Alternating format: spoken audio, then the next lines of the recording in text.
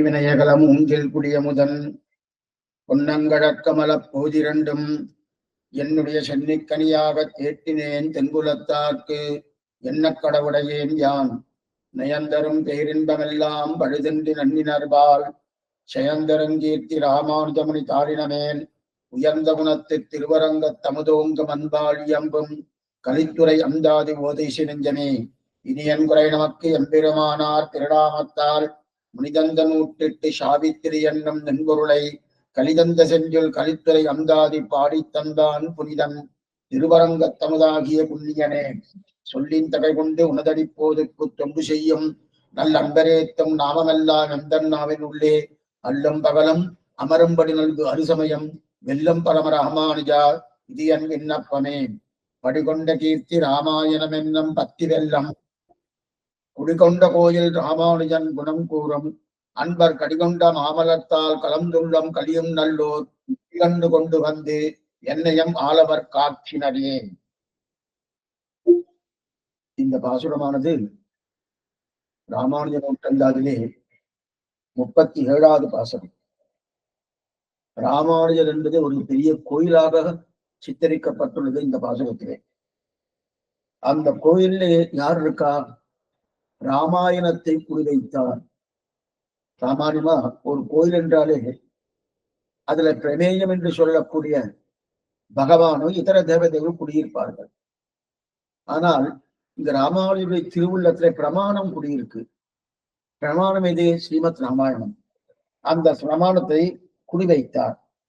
குடிவைத்தார் என்றால் யாருக்கோ கொண்டு வீட்டை வாடகை விட்டுருக்கணும். ஆனா ராமாயணத்தை கொண்டு வச்சுட்டார். அதான் படிகொண்ட கீர்த்தி ராமாயணம் என்னும் பக்தி வெள்ளம். அது எப்படி இருக்கு? அந்த பக்தி வெள்ளமானது ஓடுறது, ஓடிட்டு இருக்கச்சு. எப்படி ஓடிச்சு? படிகொண்ட கீர்த்தி. படிகொண்ட நான் படிக்கணும் லோகம். இந்த உலகம் முழுவதும் அடங்கக்கூடிய ஒரு நிலையிலே இந்த பூலோகம் முழுவதும், பூலோகம் என்றால் இந்த மட்டும் இல்லை, 14 லோகங்கள். ஏனென்றால் இதே ராமாயணம் சத்தியலோகத்திலுடைய பிரம்மாவுடைய லோகமாக இருக்கக்கூடிய சத்தியலோகத்திலும் உண்டு தெரிவிக்கிறார்கள். அப்படி இருக்கச்சதே படிகொண்ட கீர்த்தி ராமாயணம் என்னும் பக்தி வெள்ளம். அந்த வெள்ளம் ஊற்றிய அப்படிப்பட்ட படிகொண்ட கீர்த்தி கிளம்பிச்சு. அது பூலோகம் அடங்க கண்டு படிகொண்ட கீர்த்தி ராமாயணம் என்னும் பக்தி வெள்ளம் குடிகொண்ட கோயில் ராமானுஜரும் குணம் கூறும். அந்த ராமானுஜர் தன்னுடைய திருவுலத்திலே குடிகொண்டார். அவருடைய அப்படிப்பட்ட குடி கொண்டதையே குணம் கூறும் அன்பர். குணம் கூறும் அன்பர். அன்பர் கனிகொண்ட மாமலத்தால் கலந்துள்ளம் கனியும் நல்லோர். அந்த நல்லோர்கள், அந்த ராமானுஜருடைய திருவடியை பற்றி நல்லோர்கள் கலையா, அந்த நல்லோர்கள் அமுதனாருடைய திருவரங்கத்தம்னாருடைய அடுகண்டு வந்து, அந்த திருவரங்கத்தமுற அடிகண்டுனா அவருடைய திருவடிய பத்தரசன் அர்த்தம் இல்ல. திருவரங்கத்தமிழ்நாருக்கு எது உத்தேசம்? ராமானுஜ சம்பந்தம் தானே. அந்த அடினா அவருக்கு எது ஆதாரம்? அந்த ஆதாரத்தை, அந்த அப்படிப்பட்ட அடியை கண்டுகொண்டு என்னையும் ஆளவர் காக்கினரே அப்படின்னா என்னை கொண்டு போய் அந்த ராமானுஜருடைய திருவருகிலே கொண்டு போய் சமர்ப்பித்தார்களே, அந்த யாரு? நல்லோர்கள். ஆனா இதுவரைக்கும் நல்லோர்கள் யாருன்னு பார்க்கல, அன்பர் யாருன்னு பார்க்கல. ஆனா நேற்று காலக்ஷேபத்துல இருந்த அன்பருக்கும் நல்லோர்களுக்கும் யாருன்னு சுமாரா பார்த்திருக்கோம். ஆனா அந்த பார்த்தோமே தவிர பார்த்தபடியாலே இதுதான் நிர்ணயம் பண்ணோம்னா நிர்ணயம் பண்ணல. ஏன்னா அது சரியா ஒத்து வரல. புரியத்தான் மறுபடியும் சொல்றேன். அதாவது அன்பர் கனிகொண்ட மாமலத்தா கலந்துள்ளம் கனியின் நல்லோர் அப்படின்னு வச்சுட்டு இதுல நல்லோர்னு கூறத்தாழ்வார் வச்சுட்டா, அப்ப யார் திருவடிகளை பற்றி கலந்துள்ளம் கனியும் தருகிறான்டா? ராமானுஜ திருவடிகளை கூறத்தாழ பத்துவார். சரி, பத்தினார். அப்ப அன்பர் என்றாலே ராமானுஜன் கொள்ளணும். அன்பர் அப்ப நல்லோர்னு புறத்தாழ்வு அழித்துக் கொண்டு அன்பர் கடிகொண்ட மாமலத்தால் அன்பர் என்று சொல்லக்கூடிய ராமானுஜர் திருவிடைத்தாழ்வு பற்றினார். அது நல்லா புரியாது. அப்படிப்பட்ட ராமானுஜர் குணம் கோரும் அன்பர்னா ராமானுஜர் குணத்தை தானே கூறுபார. ராமானுஜர் குணம் கூறும் அன்பு. ஏன்னா அன்பர்ப்ப யாரை வச்சுட்டோம்? ராமானுஜர் வச்சுட்டோம். ராமானுஜர் வச்சுட்டதுக்கு பிறகு அப்ப நல்லோர்னு புறத்தாழ்வு வச்சுட்டோம். அப்ப நல்லோர் என்று சொல்லக்கூடிய கூறத்தாழ்வான் அன்பரான ராமானுஜ திருவடி பத்திரான்னு சரியா புரியறது, சரியா வருது.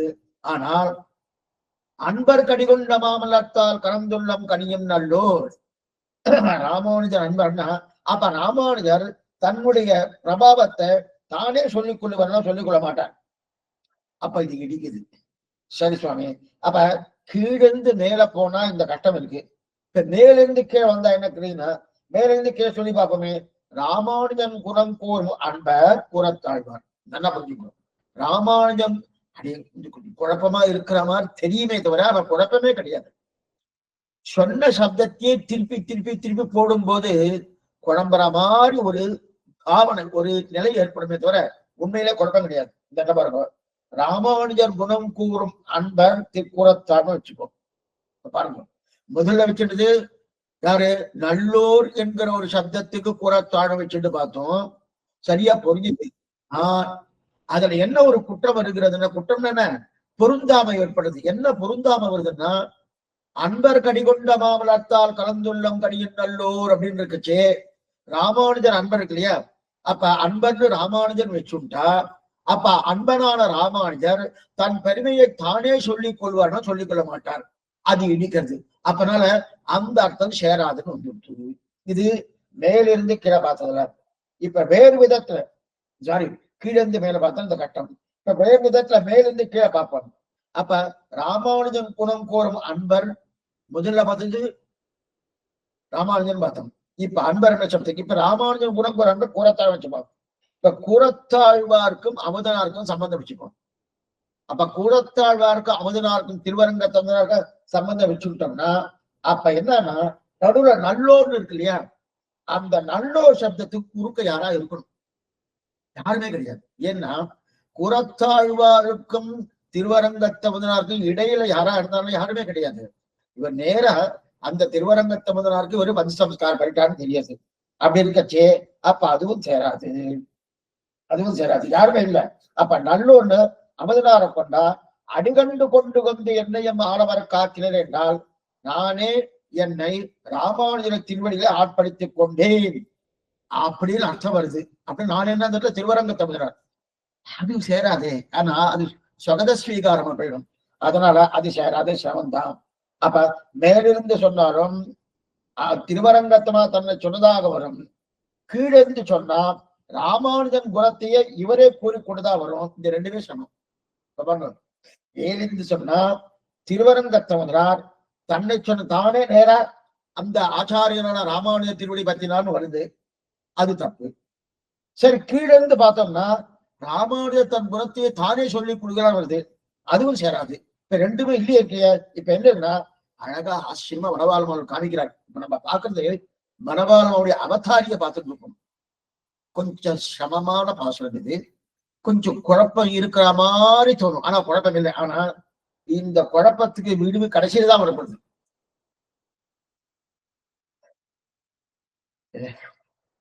என்னன்னா நல்லோர் அன்பர், இந்த ரெண்டு சப்தத்துக்கு யாருன்னு சொல்லவே இல்லை.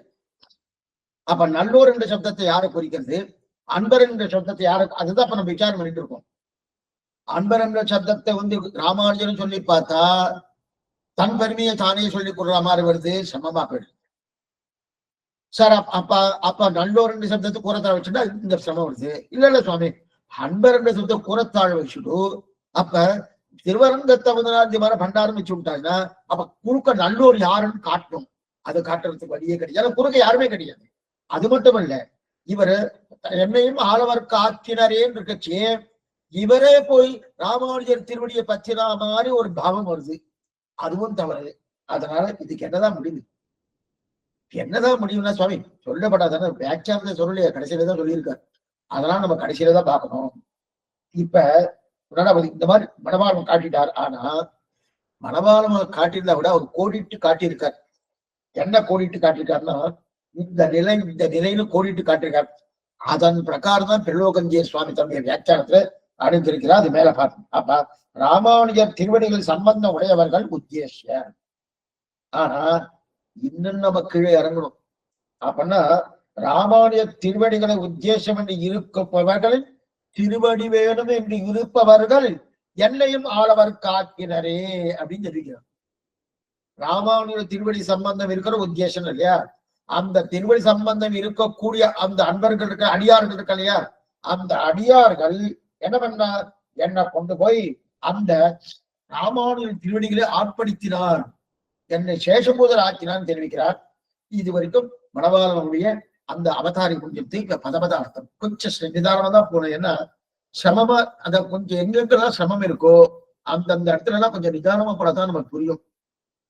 ஆசனம் முடிக்கிறதுக்காக நம்ம காலக்ஷேபம் இல்லை, முடிக்கணும். ஆனா முடிக்கணும்னா என்னது, அதை தெரிஞ்சுக்கணும். ஒண்ணும் முடிச்சாச்சா சுவாமி, முடிச்சாச்சு. சேவா காலம் 1000 சேவா காலம் எத்தனை சுவாமி, 1 மணி நேரத்துல முடிச்சிட்டேன் சுவாமி. என்ன சேவிச்சிருப்பா, எதுவுமே சேவிக்கணும். 6 நிமிஷம் கூட ஆகாது, ஆயிடுத்து. ஒரு 10, குறைஞ்சபட்சம் ஒரு 10 சேர்க்கணும். 20 நிமிஷத்துல இருந்து 25 நிமிஷம் இல்ல 30 நிமிஷம் தான் ஆகும். அப்பதான் கொஞ்சம் ஓரளவுக்கு அதை சேவிக்கிற மாதிரி இருக்கும். நாங்க 6 நிமிஷத்துல முடிச்சிட்டோம்னா அப்ப ஏதோ சேவிச்சிருக்காரு அர்த்தம். அதே போல கொஞ்சம் நிதானித்து தான் அதை பார்க்கணும். இப்ப பதபதார்த்தம் பார்ப்போம். படிகொண்ட கீர்த்தி மணவாளமொழி பதபதார்த்தம். படிகொண்ட கூர்த்தி, படிகொண்ட விதை, இந்த பூமி முழுவதும் பரவி கிடக்கிற படிகொண்ட கீர்த்தி, எல்லா இடத்துலயும் கீர்த்தி பரவி இருக்கும். ராமாயணம் தெரியாத இடம் இருக்கா? இடமே கிடையாது. ராமாயணம் தெரியாத இடமே. இந்த பூமி முழுவதும், பூமியில மேல ஆகாசம் சுவாமி, அங்கேயும் உண்டு, ஆகாசத்திலும் உண்டு. ஏன்னா நம்ம இங்க கீழே தரையில பார்த்துட்டு இருக்கோம்.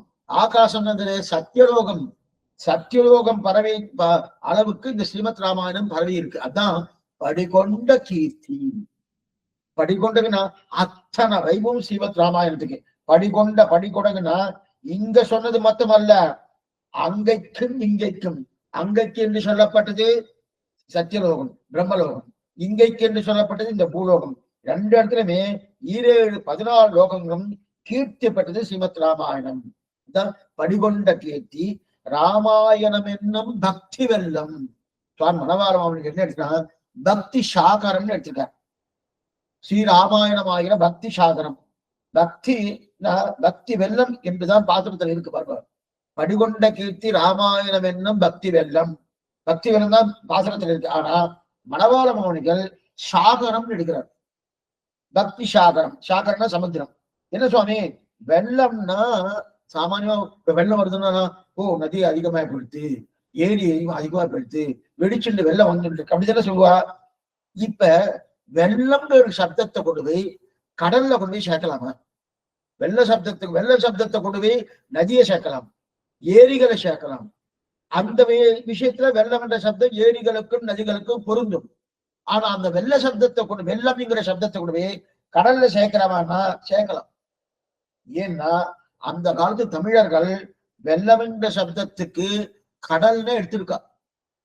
கடல்னு, கடலை வெள்ளம் என்று சொல்வார்கள். இது ஆழ்வாரே ரொம்ப, ஆழ்வார் திருநர் சுவாமி ராமேஸ்வரன் சுவாமி காட்டியிருக்காரு. வெள்ளம் என்றாலே சாகரம். வெள்ளம்னு சொன்னாலே சாகரம். சாகரம்னா கடல், கடல் தான். ஏன்னா ஆழ்வார்கள் பார்த்து வெள்ளத்துள்ளான் அப்படின்னு எடுத்துக்காரு. வெள்ளத்துள்ளான்னா என்ன சுவாமி, வெள்ளத்துள்ளான்னா நதி நடுவில் இருக்காங்க அப்படின்னு அர்த்தமானா? நதி நடுவுல எந்த பெருமாளும் கிடையாது. ஆனா 2 ஆற்றங்கரைக்கு நடுவுல இருக்காரு, அதுவே. 2 ஆற்றங்கரைகளை வடதிருக்காவேரி தென்திருக்காவேரி என்று சொல்லி அங்க பூலோகவை குண்டமாக இருக்கக்கூடிய ஸ்ரீரங்கம் அங்க 7 இருக்காரு, அது வேறு. ஆனா அந்த ஆற்றுக்கு நடுவுல இருக்காருன்னா கிடையாது, அதுல கிடையாது. அங்க என்னன்னா வெள்ளத்துள்ளான் அப்படின்னு எடுத்திருக்கா இல்லையா? அந்த வெள்ளத்துள்ளான்றது இங்க என்ன தெரிவிக்கிறாரு? அப்ப வெள்ளம்ங்கிற சப்தமே கடலை குறிக்கலாம். பல பாசனங்கள் இருக்கு. ஆனா கடல் என்றாலே வெள்ளம் என்று ஒரு அபிப்பிராயம். அப்ப கடலும் வெள்ளமாகும் என்று பாடிய தமிழறிஞர்கள் இதெல்லாம் சொல்லுவாங்க. கடலே வெள்ளமாகும். ஏன்னா சமுத்திரம் இல்லையா, வெள்ளம்னா அப்படியே ஆர்ப்பரித்து வரக்கூடிய தண்ணீர் தானே. அந்த தண்ணீர் பூர்ணமா கடல் இருக்கணும். அதனால வெள்ளம் என்ற வெள்ளம்னா சாப்பிடுற வெள்ளம் இல்ல, நதியோ கடலோ ஓடி வருதுனோ அந்த வெள்ளத்தை சொல்லிட்டு இருக்கார். அந்த வெள்ளமானது எது சொல்லலாம், கடலையும் சொல்லலாம் தெரிவிக்கிறார். ஆக ராமாயணத்தை பற்றியே பக்தி சாகரமாக உருவகப்படுத்துகிறார். என்னன்னா இது உருவகப்படுத்துறார். உருவகப்படுத்துறதுன்னா பக்தி சாகரம், பக்தி கடல். பக்தி கடல்னா ராமாயணம் என்பது பக்தியே ஜலம், பக்தியே ஜலம். அந்த பக்தியே ஸ்ரீ சாகரமாக ஸ்ரீராமாயணம் அழித்து. சாகரம்னா சமுத்திரம், சாகர ஸ்ரீராமாயணத்தை. இந்த ராமாயணம் அப்படின்னா என்ன, இந்த ராமாயணத்தை குடிகொண்டது. படிகொண்ட கேட்டு ராமாயணம் என்னும் பற்றி வெள்ளம் குடிகொண்டது. குடிகொண்டதுன்னா என்ன சுவாமி? ஒண்ணுமில்ல சுவாமி, வாடகை விட்டாகிச்சு, இனிமே அந்த போகாது. சில பேர்லாம் வாடகை வச்சுக்கோங்க, பக்கத்து வீட்டுல சொந்தக்கார விட்டுட்டா 30 வருஷம் 40 வருஷம் இருந்தாங்க, எங்களுக்கு கிளம்ப மாட்டான். அதே போல இப்ப வாடகை விட்டாச்சு, குடிகொண்டது அந்த ஸ்ரீராமனும் ஒருத்தருடைய திருவுள்ளத்துல குடிகொண்டது, இனிமே அங்கிருந்து போகாது. அந்த மாதிரி வந்து உட்கார்ந்து ஸ்ரீராமாயணம் மற்ற யாரையும் உள்ள விடல. அந்த திருவுள்ளத்துக்குள்ளே யாரையா உள்ள ஒருத்தர், ஏன்னா அந்த ஸ்ரீராமாயணத்தை போன்னு சொன்னா கூட போகாதான், அந்த அளவுக்கு ஸ்திரமா அது உள்ளுக்குள்ள வந்துட்டு. ஏன்னா வேறு எந்த சிந்தனைக்கும் உட்படுத்துவதே கிடையாது. ஸ்ரீராமானுஜருடைய திருவுள்ளத்துல வந்து உட்கார்ந்து இருக்கணும். படிகொண்ட கீர்த்தி ராமாயணம் என்ன பக்தி வெள்ளம், குடிகொண்ட கோயில் ராமானுஜன் குணம் கூறும். அப்படிப்பட்ட அந்த கோயில் என்று சொல்லக்கூடிய ராமானுஜ திருவுள்ளத்திலே உட்பட்டு உள்ள வந்துட்டணும். உள்ள வந்ததுக்கு அப்புறம் இனிமே என்ன ஆயிடுச்சுன்னா அங்கிருந்து கிளம்பாதுன்னு. அப்ப கிளம்பாதுன்னா அர்த்தம், இனி யாரையும் உள்ள விடாது, ஒருத்தரையும் உள்ள விடாதுன்னாரு. அப்ப குடிகொண்ட கோயில் ராமானுஜன் குணங்கூறும் ஸ்ரீமத் ராமாயணத்தையே கோயிலாக கொண்டான். ஆக கோயில் நம்ம சாமானியமா ஒவ்வொரு ஆத்துல கோயில் ஆழ்வார்னு வச்சுட்டு இருப்பார். கோயில் ஆழ்வார்னு வச்சுட்டு இருப்பார். கோயில் ஆழ்வார்னா அந்த கோயில் ஆழ்வாருக்குள்ளதான், கோயில் ஆழ்வார்னா அது ஒரு மண்டபம், அந்த மண்டபத்தை தான் கோயில் ஆழ்வார்னு சொல்லுவார். அந்த மண்டபத்துக்குள்ள பெருமாள் எழுதிருப்பார், பெருமாள் ஆழ்வார் ஆச்சாரிகள் அவெல்லாம் எழுதிருப்பார் இல்லையா. இப்ப கோயில் ஆழ்வார் இது ஆயிடுச்சுன்னா ராமானுஜருடைய திருவுள்ளம் கோயில் ஆழ்வார் ஆயிடுச்சு. ராமானுஜருடைய திருவுள்ளம் கோயில் ஆழ்வார் ஆயிடுச்சு. அப்ப கோயில் ஆழ்வார், கோயில் ஆழ்வாருக்குள்ள யார் இருப்பா? பெருமாள் தானே இருப்பார், பெருமாள் தானே இருப்பார். அதே போல இங்க பெருமாள் உள்ளுக்குள்ள இருக்காருன்னா பெருமாள் வைக்கல, ராமானுஜருடைய திருவுள்ளத்துக்குள்ளே, ராமானுஜருடைய திருவுள்ளம் என்கிற கோயில் ஆழ்வாருக்குள்ளே பெருமாளை வைக்கலை. ஏன்னா அந்த பெருமாள் ராமன், அந்த ராமனை பிரமாணமாக கொண்ட ஸ்ரீ ராமாயணத்தையே குடி வைத்தார். அப்ப இந்த திருவுள்ளம் என்று சொல்லக்கூடிய கோயில், அந்த கோயில் ஆழ்வாருக்குள்ள பகவான் தான் இருக்கணும். ஆனா பகவான் இல்ல, அவர்தான் பிரமாணம், அவர்தான் பிரமேயம். பிரமேயமான பகவான் இல்லாமல் பிரமாணமான ஸ்ரீமத் ராமாயணத்தையே என்ன பண்ணார்? குடி வைச்சிட்டார். அப்ப ராமனை குடி வைக்கிறவன்னா அந்த இடத்துல சின்ன இடத்துல உட்கார்ந்துட்டா போறோம். ராமன் இத்தனை இருப்பார், விக்கிரங்க எவ்வளவு இருக்கும் அவ்வளவுதான் இருக்கும். 12 அடி 8 அடி அப்படின்னு சொல்றா இல்லையா. அப்ப 8 அடி ராமன்னா கொண்டு வந்து குடி வச்சிடலாம். ஆனா ஸ்ரீராமாயணத்தை உள்ள வைக்கணும்னா 8 அடி போறாது. ஏன் சுவாமி 24,000 ஸ்லோகம் வச்ச, 24,000 ஸ்லோகமா இருக்கணும். அப்ப 24,000 ஸ்லோகமா இருக்கணும்னா அப்ப அந்த ராமானுடைய திருவுள்ளம், அந்த ஹிருதய கமலம் எவ்வளவு பெருசா இருக்கணும். ராமனை சின்னதா இருந்தா போதும், நல்லா பார்க்க போகும். ராமனை குடி வைக்கணும்னா சின்னதா இருந்தா சுவாமி இவ்வளவுதான் சுவாமி இருக்குன்னா அது போறமே எனக்கு அப்படின்னு வந்துருவாரு. ஆனா ஸ்ரீராமாயணத்தை குடி வைக்கணும்னா ஏன் 24,000 ஸ்லோகம், அந்த 24,000 ஸ்லோகத்தை குடி வைக்கணும்னா அப்ப ராமானுடைய திருவுள்ளம் எவ்வளவு விசாலமா இருக்கணும், அத்தனை விசாலமா இருக்காம் என்பதை தான் நல்லா பார்த்தாலே தெரிஞ்சுக்கலாம். வெறும் ஆச்சாரியன் என்று சொல்லக்கூடிய ராமானுடைய திருவு விசாலமா இருக்கும் தெரிஞ்சுக்கலாம். ஆக 24,000 ஸ்லோகத்தை குடி வைத்தார் தன் இதயத்தில். அப்படிப்பட்ட ராமானுஜருடைய குணங்களை பேசுகிற பாடுகிற பிரேம யுக்தர்கள் அன்பர் கடிகொண்ட மாமலர்த்தால் படிகொண்ட கீர்த்தி ராமாயணம் என்னும் கட்டிவெல்லம் குடுகொண்ட கோயில் ராமானுஜன் குணம் கூறும். குணம் கூறும் ராமானுஜர குணங்களை கூடக்கூடிய யார் சொல்லுவா? பிரேம யுக்தர்கள். அவர் மேல அபாரமான பிரீத்தி பக்தி காதல் அவா வேட்கை இருக்குவாத சொல்றா. அப்படிப்பட்ட ராமானுஜன் குணம் கூறும். அடுத்து கடிகொண்ட மாமலர் அன்பர் கடிகொண்ட மாமலத்தால் கலந்துள்ளம் கடியும் நல்லோர். அப்படின்னா மாமலத்தால், மலர்த்தாளுக்கு நிறைய விசேஷம் விட்டுருக்கார். மலர்த்தாளுக்கு அன்பர் கடிகொண்ட மா மலர்த்தாள் விசேஷம் என்னென்ன விசேஷம் பார்ப்போம். என்னன்னா விசேஷம் என்னன்னா என்ன விசேஷம்னா கடிகொண்ட மா மலர் தாள் 3 விசேஷம் விட்டுருக்கார். கடிகொண்ட மா மலர் அப்படின்னா கடிகொண்ட பரிமளம் பிரச்சுரமான, பரிமளம்னா அப்படியே வாசன திரவியங்கள். பரிமள ரங்கன்னு இந்தனூர் சிவசாய்க்கிறார். நீங்க அந்த இந்தனூர் ரயிலடி பக்கத்துல இருக்கு. இந்தனூர்ல எங்க மாயவரம், மாயவரம் ரயிலடி பக்கத்துல இருக்கு. பரிமள ரங்கநாதன் பேரு. சன்னதிக்குள்ள போகும்போது ஒரு பரிமள வாசனை அப்படியே தூக்கும். அது பரிமளன் ஆச்சியார்னு பேர். அந்த நாச்சியாருக்கு ஆச்சரியமான பெருமாள் பரிமள ரங்கநாதன் பேரு. அப்படிப்பட்ட பரிமளம் பிரச்சுரமான கடிகொண்ட பரிமளம் பிரச்சுரமான மா மா கடிகொண்ட மா மலர் தாள். கடிகொண்டனா பரிமளம் பிரச்சுரமான, மா என்றால் பரத்வம் உடையதான, ரொம்ப மேம்பட்டது, மிகவும் பெருமை வாய்ந்தது. அப்படிப்பட்ட பரத்துவம் உடையதான மலர். மலர் பரத்துவம் இருக்கு சுவாமி, போக்கியம் இருக்குமா? போக்கியம் பரிபூர்ணமா இருக்கு, அனுபவிக்கத்தக்கதா இருக்கும். போக்கியம் உடையதான இந்த மூணையும் சேர்க்கணும். அப்பனா பரிமளம் இருக்கு, பரத்துவம் உடையதா இருக்கு, போக்கியமாவும் இருக்கு. இந்த மூணையும் சேர்த்தாச்சுன்னா அப்ப கடிகொண்ட மாமலர்த்தால் தான் இது இத்தனை குணங்கள் நிரம்ப பெற்ற தாள். தாள்னா திருவடி. அந்த திருவடிக்கு இத்தனை விசேஷங்கள். கடிகொண்ட மாமலத்தால் கலந்துள்ளம் கனியும் நல்லோர். அப்படிப்பட்ட இதெல்லாம் ராமானுஜருடைய தாளுக்கு திருவடிக்கு விசேஷனம் அல்ல. கொஞ்சம் நல்லா புரிஞ்சுக்கணும். நம்ம இன்னும் அதை யாருன்னு சொல்லவே இல்லை. அன்பர் என்ற சப்தத்துக்கு யாருன்னு தெரியலன்னா இருக்கு, அப்படி ஒன்னும் சொல்லல, பின்னாடிதான் வியாக்கியானம் வருது. நல்லோர் என்ற சப்தத்துக்கு யாருன்னு சொல்லல இந்த இடத்துல. அப்ப கடிகொண்ட மாமலத்தால் என்கிற அந்த தாள் என்கிற திருவடி ராமானுஜ திருவடி. ராமானுஜ திருவடி இல்ல, அன்பர் கடிகொண்ட மாமலத்தால் ராமானுஜம் குணம் கூறும் அன்பர்கள் இருக்கிறார்களவா, அந்த அன்பர்களின் கடிகொண்ட மாமலத்தால். அதான் சுவாமி. அவ யார் சுவாமி? சுவாமி நீங்க சஸ்பென்ஸா வந்துட்டு இருக்கு. எனக்கு வியாக்கியானம் என்ன சொல்லியிருக்காளோ அதன் பிரகாரம் தான் உண்மை, வேற தெரியாது. அதையும் சொல்லிடுறது, அன்னைக்கு வேற எதுவுமே தெரியாது. அவ என்ன எழுதியிருக்காளோ அது சொல்லதான் தெரியும். நீங்களா எதுவும் சொல்ல மாட்டேன்னா தெரியாதுன்னு. சுவாமி இது ஒரு குற்றம் இல்லையா, இது ஒரு தாழ்ச்சி இல்லையான்னா, ஸ்ரீ வைஷ்ணவ சம்பிரதாயம் முன்னோர் வழிந்த முறை தப்பாமல் பேசுவதுதான் சம்பிரதாயம். தான் தோணி பேசினா சம்பிரதாயம் கிடையாது, சம்பிரதாயமே கிடையாது. முன்னோர் வழிந்த முறை தப்பாமல் அவ என்ன சொன்னாலும் அதை திருப்பி சொல்லணும். இப்ப அவ சொல்லல, அடிக்கடி சொல்லல, அப்படி இருக்க செய்து. அப்ப கடிகொண்ட மாமலர் தாள் இருக்கு இல்லையா, இந்த இடத்துல இந்த புஷ்பத்துக்கு இந்த மாதிரி 3 விசேஷம் பார்த்தோம். அந்த 3 விசேஷங்கள் ராமானுஜருடைய தாளுக்கு அல்ல, அன்பர் கடிகொண்ட மாமலர் தாள். அப்ப ராமானுஜம் குணம் கூறும் அன்பர்கள் இருக்கா இல்லையா, அந்த அன்பர்களின் கடிகொண்ட மாமலர் தாள்.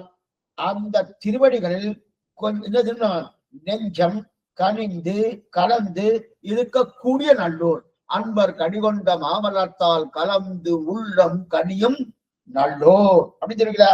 ஆக 2 பாருங்க, 2 பக்தி வெல்லம். கடிகொண்ட கீர்த்தி ராமாயணம் என்ன பக்தி வெல்லம் ஒண்ணு இருக்கா, இன்னொரு பக்தி வெல்லம்னா, அதாவது பக்தி வெல்லம் முதல் பக்தி வெல்லம் ராமாயணம் என்ன பக்தி வெல்லம்.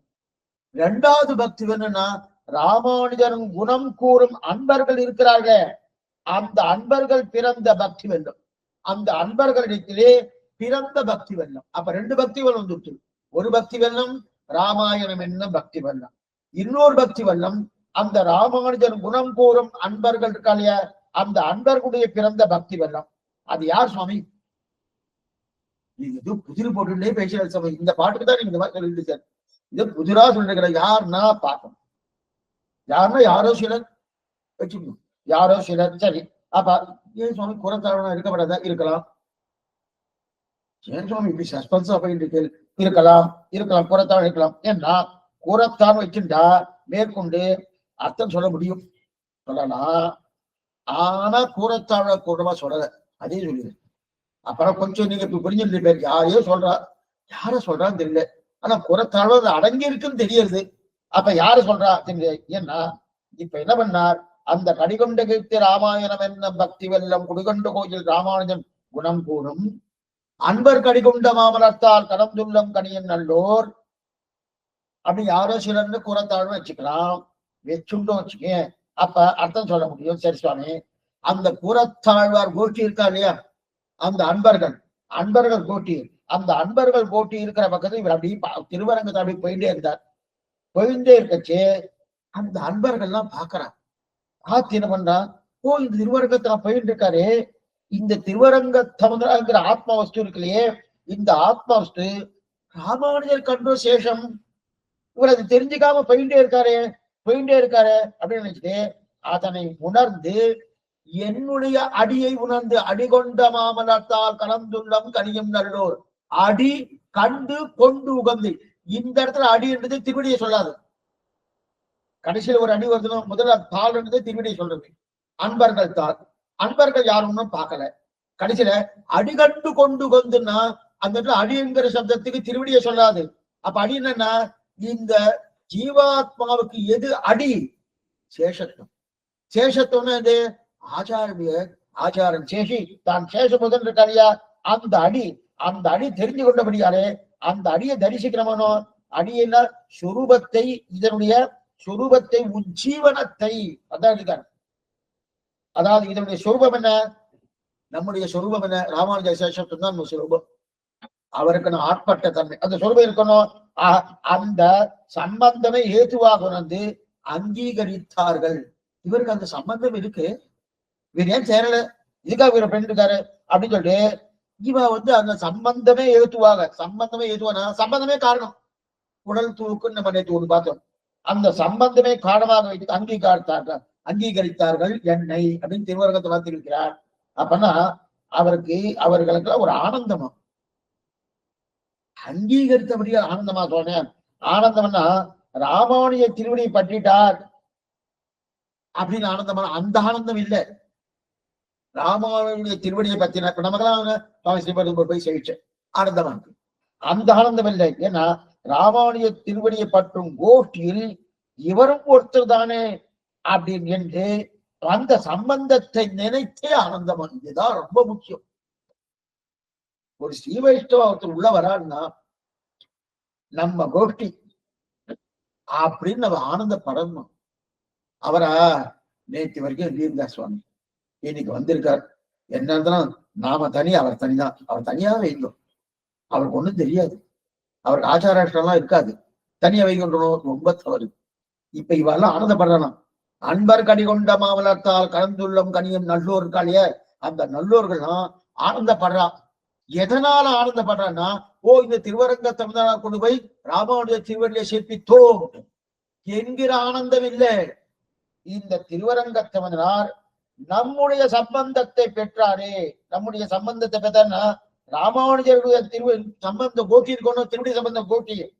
அந்த கோட்டில இவரும் ஒருத்தனா இருக்காரு. எவ்வளவு ஆனந்தம், எவ்வளவு ஆனந்தம், எவ்வளவு ஆனந்தம் அப்படின்னு ஆனந்தப்பட்டு. அதான் அன்பர் கடிகொண்ட மாவலத்தா கலந்துள்ளம் கனியும் நல்லோர் அடிகண்டு கொண்டு வந்து.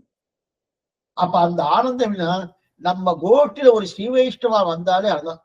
அதனால்தான் வந்தவர் எதிர்கொள்ள மாமணி மண்டபத்து அந்தமில் பேரின்பத்து அடியரோடு இருந்தமை கொந்தலர் கோவில் அப்படின்னு நம்மால் தெரிவிக்கிறாங்க. அந்த ஆனந்தம் அப்ப சம்பந்தமே ஏதுவாக கொண்டு அங்கீகரித்தது ஆனந்தப்பட்டார். ரொம்ப முக்கியம். அவருக்கு என்ன சுவாமி குவாலிபிகேஷன் இருக்கு? திருவரங்கத்தமிழ்நாள் இதை பண்ணார், அதை பண்ணார், அதை பண்ணார், அதனால் ராமானுஜ திருவடியை நம்ம சமர்ப்பித்தோம் இல்ல. அப்ப என்ன சுவாமி சம்பந்தம் இருக்கு, எல்லாருமே உண்டு, சம்பந்தம் பொது. அந்த சம்பந்தத்தை ஹேதுவாக, காரணம் என்னன்னா சம்பந்தம் தான் காரணம். அந்த சம்பந்தத்தை காரணமாக கொண்டு என்ன பண்ணார்? இவன் அங்கீகாரம் பண்ணாரோனோ, அதனால இவளுக்கு ஆனந்தமா. இந்த மாதிரி ஆனந்தம் உண்டான்னா மதுரகவி ஆழ்வார் தெரிவிக்கிறாரே, நன்மையால் மிக்க நான்மறையாளர்கள் புண்மையாக கருதுவர். ஆதலில் அன்னையாய் அத்தனாய் என்னை ஆண்டிடும் தன்மையான் ஷடகோபரன் நம்பியே என்னை புண்மையாக கருதினவர்கள் கூட எத்தனையோ பேர். ஐயோ இந்த மதுரகவி ஆழ்வாரா தண்டனை வேண்டாம் சுவாமி, மோசம் சுவாமி அப்படின்னு சொல்லக்கூட மாட்டாளாம். சொன்னா ஏதோ அபச்சாரம் பட்டுக்கிடுவோம் பண்ணா நினைச்சுக்குவாளாம். அவ்வளவு நல்லவா. அப்படிப்பட்ட நல்லவர்களுடைய எனக்கு உண்மையாக கருதுவர். ஆனா அதே ஹேதுவாக கொண்டு என்ன பண்ணார்? அவர் விட்டதையே காரணமாக கொண்டு ஆழ்வாரனை ரட்சித்தார்களவா? அதான் தெரியும். ஆக நன்மையால் மிக்க நான்மறையாளர்கள் நான் யார் சாரு மேல பார்க்க போறோம். இதே கண்ணியின் சிறுதான் பார்க்கணும். நன்மையார் மிக்க நான்மலையார்னா குறத்தாழ்வானை போலன்னு எடுத்துக்கார். ஆக என்னையும் தங்களை போல ஆளாக்கினார் இல்லையா? அதான் முக்கியம். திருவனந்தவன் தெரிவிக்கிறார், அவளை போல என்னை ஆக்கினார்களே. ஆனால் அவள் இருந்த நிலை என்ன, நான் இருந்த நிலை என்ன கொள்ளுகிறார். அவள் எவ்வளவு வைபவத்தோடு இருக்கா. அந்த திருவடியை கதின்னு எத்தனை வருஷ காலமா இருந்திருக்கா. எனக்கு அந்த திருவடி பத்தி ஒண்ணுமே தெரியாது. இருந்தாலும் என்ன பண்ணா, அவளுக்கு தகுந்த சமானமான என்னை கொண்டு போய் வச்சுட்டானே. அப்ப அவருக்கு இருந்த நிலையை என்னையும் கொண்டு போய் வச்சுட்டானே. ஆனால் இந்த நிலையில் ஒரு நாளும் நாம் இருந்ததே கிடையாதே. ஆக அந்த ராமானுஜருக்கு சேஷமாகும்படி பண்ணினார்கள். புறத்தாழ்வான் என்னை தனக்கு சேஷமாக்கி கொள்ளாமல், இதான் ரொம்ப முக்கியம். நம்ம சம்பிரதாயத்துல ஆச்சாரியால் என்ன பண்ணுவான்னா, அவளுக்கு நம்முடைய சம்பந்தத்தை கொடுத்துருவா. கொடுத்ததுக்கு அப்புறம் என்னையே சேவின்னு சொல்ல மாட்டா, தன்னாச்சாரனை கொண்டு போய் சேர்த்துக்குவா. பிராச்சாரியன்னு பேரு, நமக்கு பிராச்சாரியன்னு பேரு, அவருக்கு ஆச்சாரன் பேரு. அந்த பிராச்சாரனை கொண்டு போய் சேர்த்துக்குவா, தன்னை செவின்னு சொல்ல மாட்டா. அதே போல கூரத்தாழம் என்னார், கூரத்தாழ திருவடியை தான் பச்சினார் சுவாமி திருவரங்கத்தை வந்தார். ஆனா அவருக்கு தன்னை என்ன செவி, எனக்கு எல்லா கைங்கரியம் பண்ணு அப்படின்னு சொல்லியிருக்கலாமோ, அது சொல்லாம என்னன்னா என்னையும் கொண்டு போய் ராமானுடைய திருவடிக்கு ஆக்கினார் இல்லையா. ஆக நான் போய் ராமானுடைய திருவடியை பத்தல தான் முக்கியம். திருவரங்கத்தமா திருவிழார், நான் போய் ராமானுடைய திருவடி பச்சினேன்னா பத்தவே இல்லை. ஸ்ரீ வைஷ்ணவர்களா பார்த்து அந்த வழியா போயிட்டு இருந்தேன். போயிட்டு இருக்கச்சே இவருக்கும் அந்த யோக்கியத்தை உண்டு, தகுதி உண்டு, இவர் ஏன் அப்படி தெரிஞ்சுட்டு இருக்காரு அபாலா பார்த்து கொண்டு போய் சேர்த்தா அப்படின்னு தெரிவிக்கிறார் இல்லையா. அதைத்தான் இதுல என்னையும் ஆளவர் காக்கினரன் தெரிவிக்கிறார். ஆக ஸ்ரீராமாயணம் என்னும் பக்தி வெள்ளம் சாகரம். அந்த சாகரம் சரி சுவாமி, அந்த சாகரம்னு ஏன் சுவாமி சொல்லணும்? பாட்டுல பரிகொண்ட கீர்த்தி ராமாயணம்னு பக்தி வெள்ளம் தான் இருக்கு. ஆனா மணவாள மாமணி சாகரம்னா கடல். கடல்னு சொல்றாருன்னா அதாவது ஜலசாகரம் என்று சொல்ல காரணம் அது நிறைய ஜலம் இருக்கு இல்லையா. ஜலம் இருக்கிறபடியா அதே போல ஸ்ரீராமாயணத்தை ஏன் பக்தி வெள்ளம் என்று சொல்கிறார்? ரெண்டு காரணம் சொல்றார். பரிகொண்ட கீர்த்தி ராமாயணம் என்னும் பக்தி வெள்ளம் இல்லையா, அந்த பக்தி வெள்ளத்துக்கு ரெண்டு காரணம் சொல்றார். ஒண்ணு, அதில் நிறைய பக்தி இருக்கு. ஸ்ரீராமன் நிறைய பக்தி இருக்கு. சரி சுவாமி, ஸ்ரீராமாயணத்துல பக்தி இருக்குன்னு சொல்ல முடியுமான்னா, ஸ்ரீராமாயணத்துல பக்தி இருக்கா? ஸ்ரீராமாயணத்துல பக்தி இருக்கா? சுவாமி பக்தி இல்ல பாருங்க ஸ்ரீராமன் அப்படிதான் சொல்ல முடியாது. ஸ்ரீராமாயணம் ஒரு கதை. ஆனா இவன் என்ன சொல்ற, எதிராசமா பக்தி வெள்ளம் எதிராக சொல்றான்னா, அதை யார் படிக்கிறார்களோ அவர்களுக்கு பக்தியை உற்பத்தி பண்ணும். பக்தி ஆச்சரியமா அவருக்கு ஏற்படும். அந்த தபஸ்வாத்தாய நிரதம் தபஸ்ரீவாத பரதம் நாரதம் பரிபர்த்தம் ஆழ்மைக்கு குருபங்கவம்னு யாரெல்லாம் படிக்கிறாரோ அவ படிப்பவர்களுக்குன்னா பக்தி உற்பத்தி பண்ண கொடுக்கும். அதனாலே பக்தி வெள்ளம் சொல்றார்.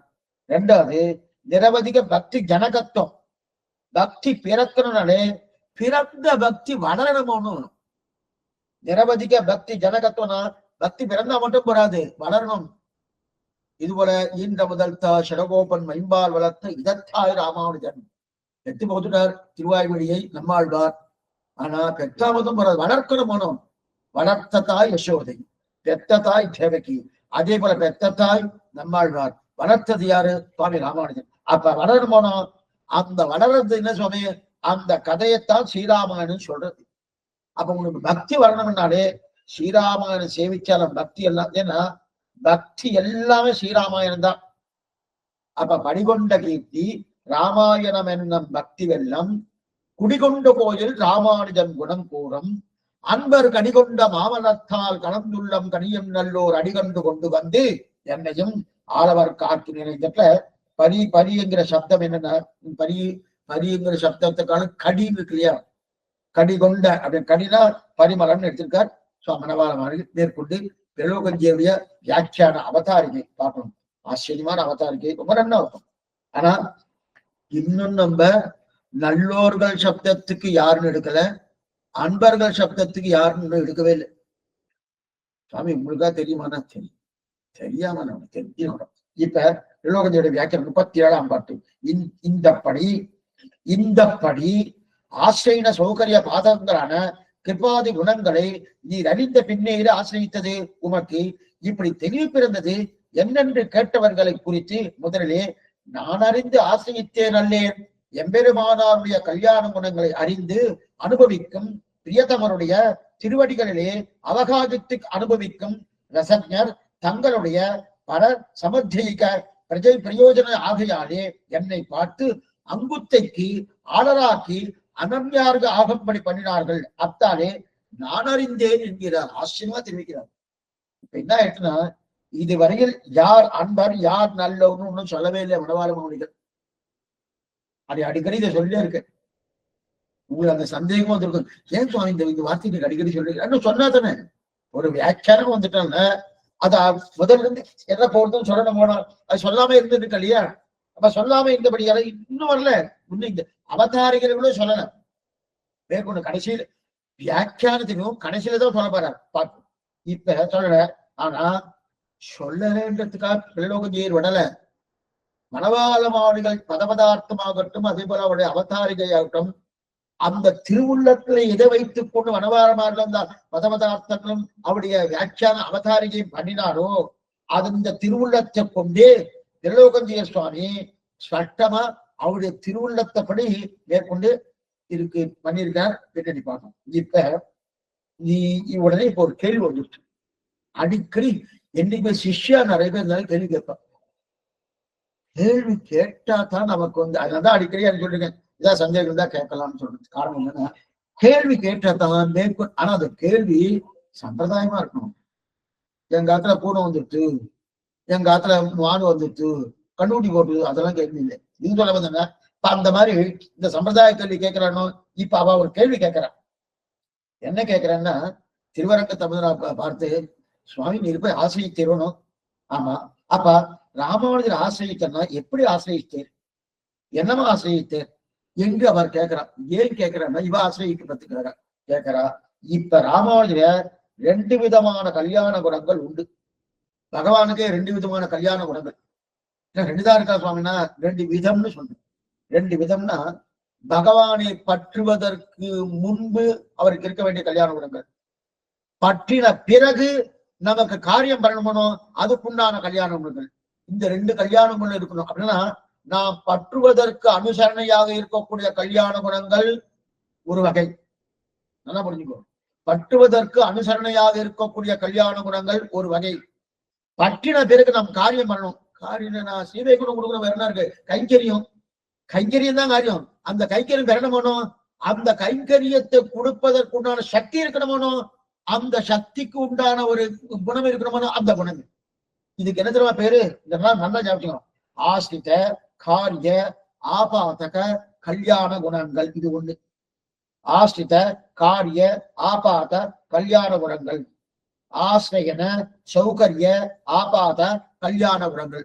ஆசிரியன சௌகரிய ஆபாதக கல்யாண குணங்கள். இது பகவான் திருவடியை பற்றுவதற்கு முன்னாடி இருக்கக்கூடிய கல்யாண குணங்கள். அந்த கல்யாண குணங்களை முன்னிட்டு கொண்டுதான் பகவான் திருவடி பத்திரம். அதுக்கு இதெல்லாம் கொஞ்சம் எழுதி வச்சுக்கோ. அதுக்கு என்ன பேருன்னா, ஆசிரியன சௌகரிய ஆபாதக கல்யாண குணங்கள். ஆசிரியன சௌகரிய ஆபாத கல்யாண குணங்கள் பகவானை பற்றுவதற்குண்டான கல்யாண குணங்கள். பட்டியாச்சு சுவாமி. பச்சி முடிச்சதுக்கு அப்புறம் அப்ப என் காரியம் பண்ணணுமோ, அதுக்கு ஆசிரித காரிய ஆபாதக கல்யாணங்கள். ஆசிரிதர் நம்ம தான் பக்தர்கள். அந்த பக்தர்களுக்கு காரியம் பண்ணணுமோ, அந்த காரியம் என்னோடு நினைச்சுக்காதீங்க, கைங்கரியம். அந்த கைங்கரியத்துக்கு உண்டான சக்தி கொடுக்க சக்தி வேணும்னா, அதுதான் அந்த சக்தி தான் என்ன தெரிகிறாரு. ஆசிரித காரிய ஆபாத கல்யாணம் சொல்லிட்டேன். சாமி கொஞ்சம் சிரமமா இருக்கு. ஒண்ணு கஷ்டமே இல்லை. கொஞ்சம் எக்ஸாம்பிளோடு சொன்னா இன்னும் நல்லா படிக்கணும். நமக்கு சர்மஸ்லோகம் இருக்கு இல்லையா? நாழியானாலும் பரவாயில்ல, சர்மஸ்லோகம் இருக்கணும். அந்த சர்மஸ்லோகத்தை கண்ணன் பெருமா நமக்கு அனுகிரகித்தார். சர்வதன்மான் பரித்திய மாமேகம் ஜெகன்பிரஜா அகம் துவா சர்வபாபேந்து மோட்சேஷாமாசுரா. இது சர்மஸ்லோகம். இது 2 சப்தங்கள் இருக்கு. தன்னை பத்தி சொல்லிக் கொள்ளக்கூடிய சப்தங்கள் 2 இருக்கு. எங்க என்ன பாத்தீங்களா? மாம் ஏகம் சரணம் ரஜா. மாம் என்ற சப்தம் தன்னை தெரிவிக்கிறது. பகவான் கண்ணன் தன்னை தானே தெரிவிக்க மாம் அப்படின்னு இந்த திருமார்ப தொட்டு நான் நான் நான் அப்படின்னு தெரிவிக்கிறார். அடுத்தது அகம் துவா சர்வ பாபேபியோ. அகம்னு தன்னை தொட்டுக்கிறார். அகம்னு தனது அகமேவ பரம் தத்துவம். 6 வார்த்தையில இருக்கணும் தேவைப்படுமா சொன்னாலும். அப்ப அகம் இருக்கு. இப்ப 2 சப்தங்கள் அங்க இருக்கு. மாம்னு ஒரு சப்தம், அகம்னு ஒரு சப்தம். இந்த மாம் என்கிற சப்தத்துக்கு உண்டான அர்த்தம் ஒரு நிலை, அகம் என்று சொல்றதுக்கு உண்டான அர்த்தம் ஒரு நிலை. இப்ப நம்ம 2 பார்த்தோம் போனோம். ஆசிரியன சௌகரிய ஆபாத கல்யாண குணங்கள், பற்றுவதற்குண்டான கல்யாண குணங்கள் அப்படின்னு சொன்னோமோ, அதுதான் மாம் என்கிற சப்தத்தின் அர்த்தம். இப்ப மாம்னு சொன்னா பகவான் திருவடியை பத்தணும் சுவாமி. அதெல்லாம் என்ன பண்றார்? அவர் பத்தும்படியாக தன்னை அமைத்துக் கொண்டு இருக்க பாருங்க. என் திருவடியை பத்துங்கோ அப்படின்னு திருவடியை நமக்கு காற்றாரணும். காற்றாருன்னு அர்த்தம் இல்லை. அதுக்குண்டான சௌகரியங்கள் என்னென்ன உண்டோ, அதுக்கு உண்டான உபகரணங்கள் என்னென்ன உண்டோ அதெல்லாம் நம்ம கொடுத்துருவார். ஆனந்தமா நான் ஒரு திருவடியை பத்தலாம். அதுதான் ஆசிரியன சௌகரிய. நல்ல பாருங்க, சப்தமே பாருங்க, சௌகரிய. ஆசிரியன சௌகரிய ஆபாத கல்யாண குணங்கள். இது அவரை பத்துவதற்கு, அந்த பத்துவதற்குண்டான அந்த குணம் இருக்கு இல்லையா, அந்த குணத்தை தான் சர்மஸ்லோகார்த்தத்துல கண்ணன் பெருமான் மாம் என்னை பத்து அப்படின்னா. மாம் என்ன சுவாமி, அப்ப என்னென்ன குணங்கள் வருது? வாத்சல்யம் என்ன, சுவாமித்துவம் என்ன, சௌசீல்யம் என்ன, சௌலபியம் என்ன, இந்த 4 கல்யாண குணங்கள். இது பிரதானம். இதுதான் ஆசிரியன சௌகரிய ஆபாத கல்யாண குணங்கள். அப்ப இப்படிப்பட்ட கல்யாண குணங்கள் இருந்தா நாம அவரை திருடி பற்றுவதற்கு சௌகரியமா நமக்கு இருக்குன்னு அர்த்தம். இது மாமின் அர்த்தம். அகமம் அர்த்தம். மாமில என்னென்ன குணங்கள் பார்த்தோம்? இது மூச்சு வரல ஆசிரியமா பிரலோகாச்சார் தெரிவிக்கிறார். குற்றங்கண்டு விரிவாமைக்கு வாத்சல்யம், காரியம் செய்ய வேண்டும் துணிகைக்கு சுவாமித்துவம், சுவாமித்துவம் கண்டு அகலாமைக்கு சௌசீல்யம், கண்டு பற்றுகை சௌலபியம் தெரிவிக்கிறார். இது அந்த குணங்கள். இப்ப மாமின் அர்த்தம் இஷி கொண்டு ஆசிரியன சௌகரிய ஆபாதக கல்யாண குணங்கள் ஒன்னாயிடுச்சு. இது பகவான்.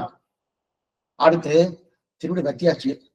நம்ம காரியம் பண்ணணும், நம்ம வேலை பண்ணணும். அதுக்கு என்ன சுவாமி வேணும்? அதுக்கு என்னது?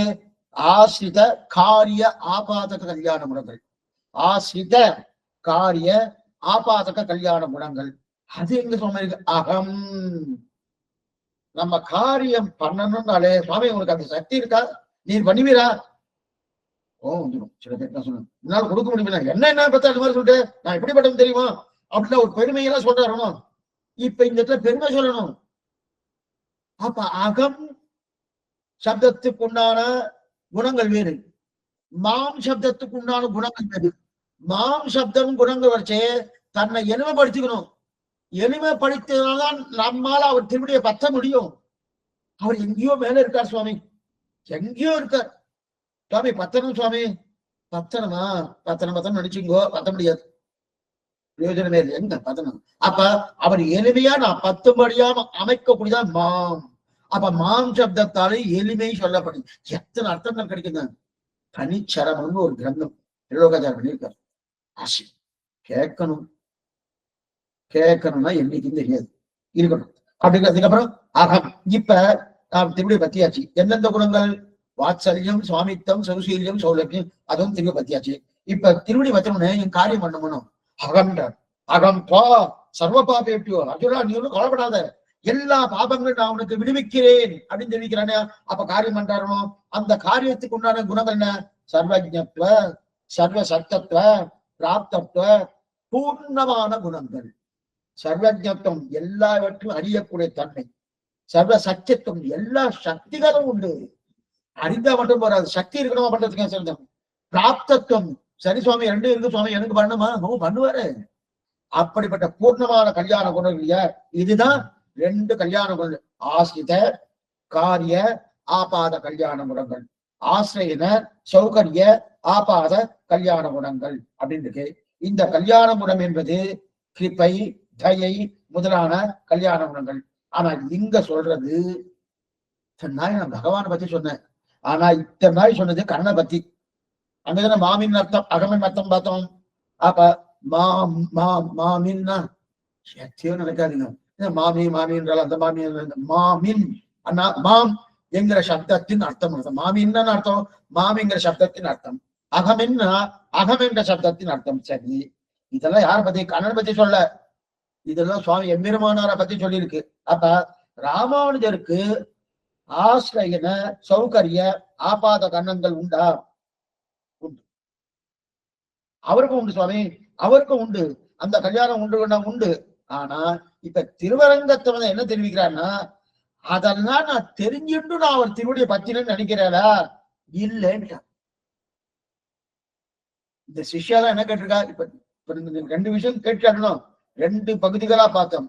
திருவடியை பற்றுவதற்கு பற்றின பிறகு காரியம் பண்ணணும்.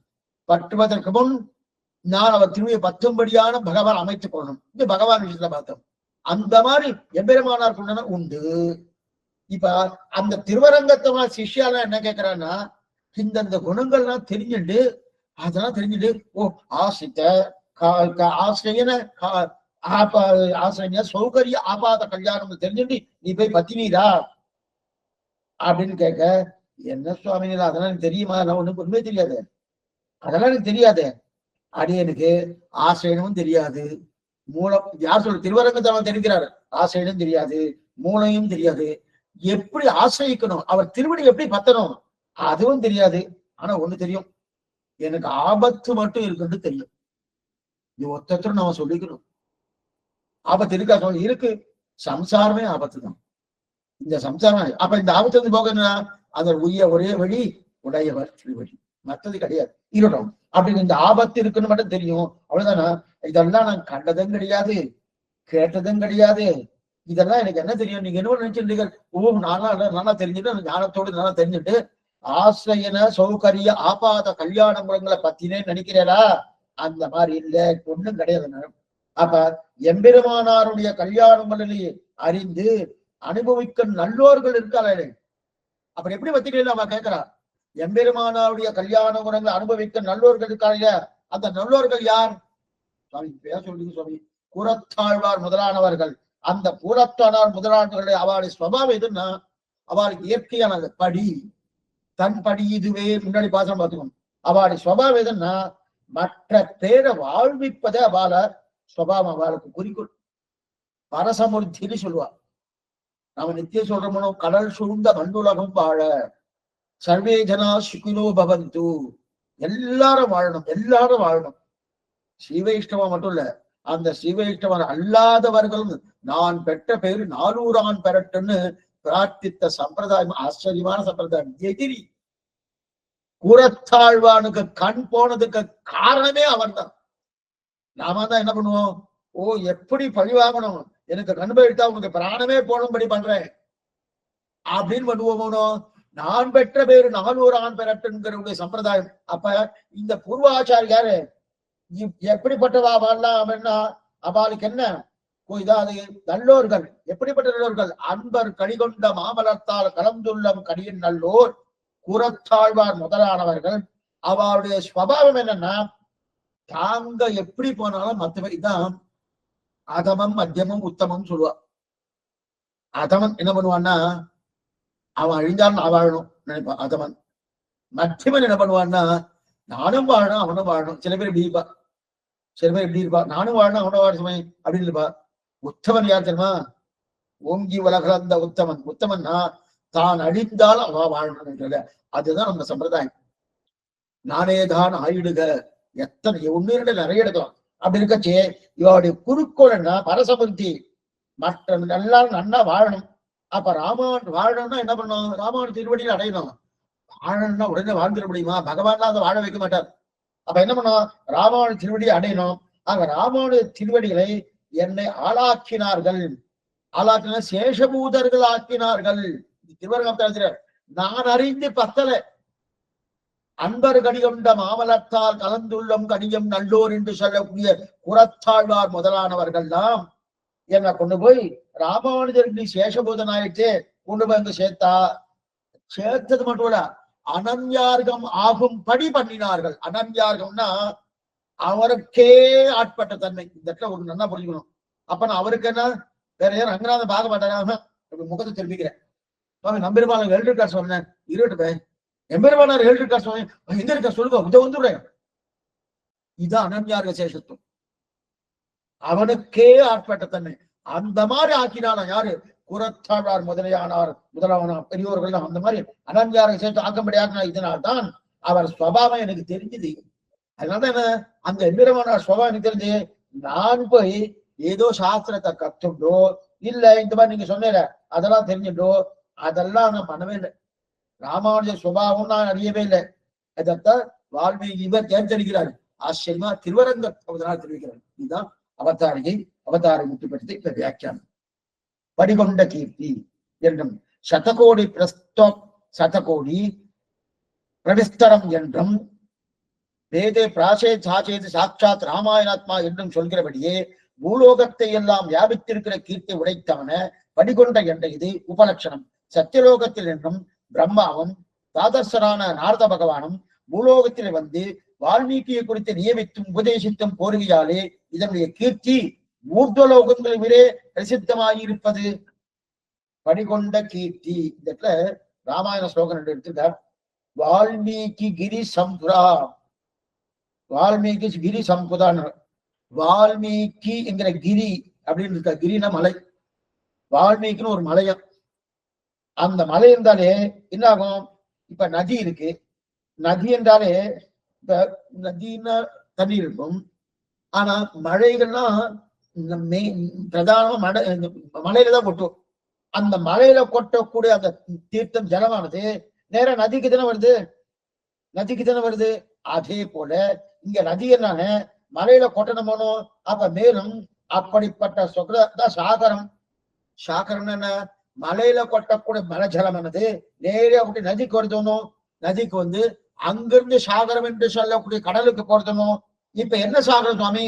ராமசாகர காமினி.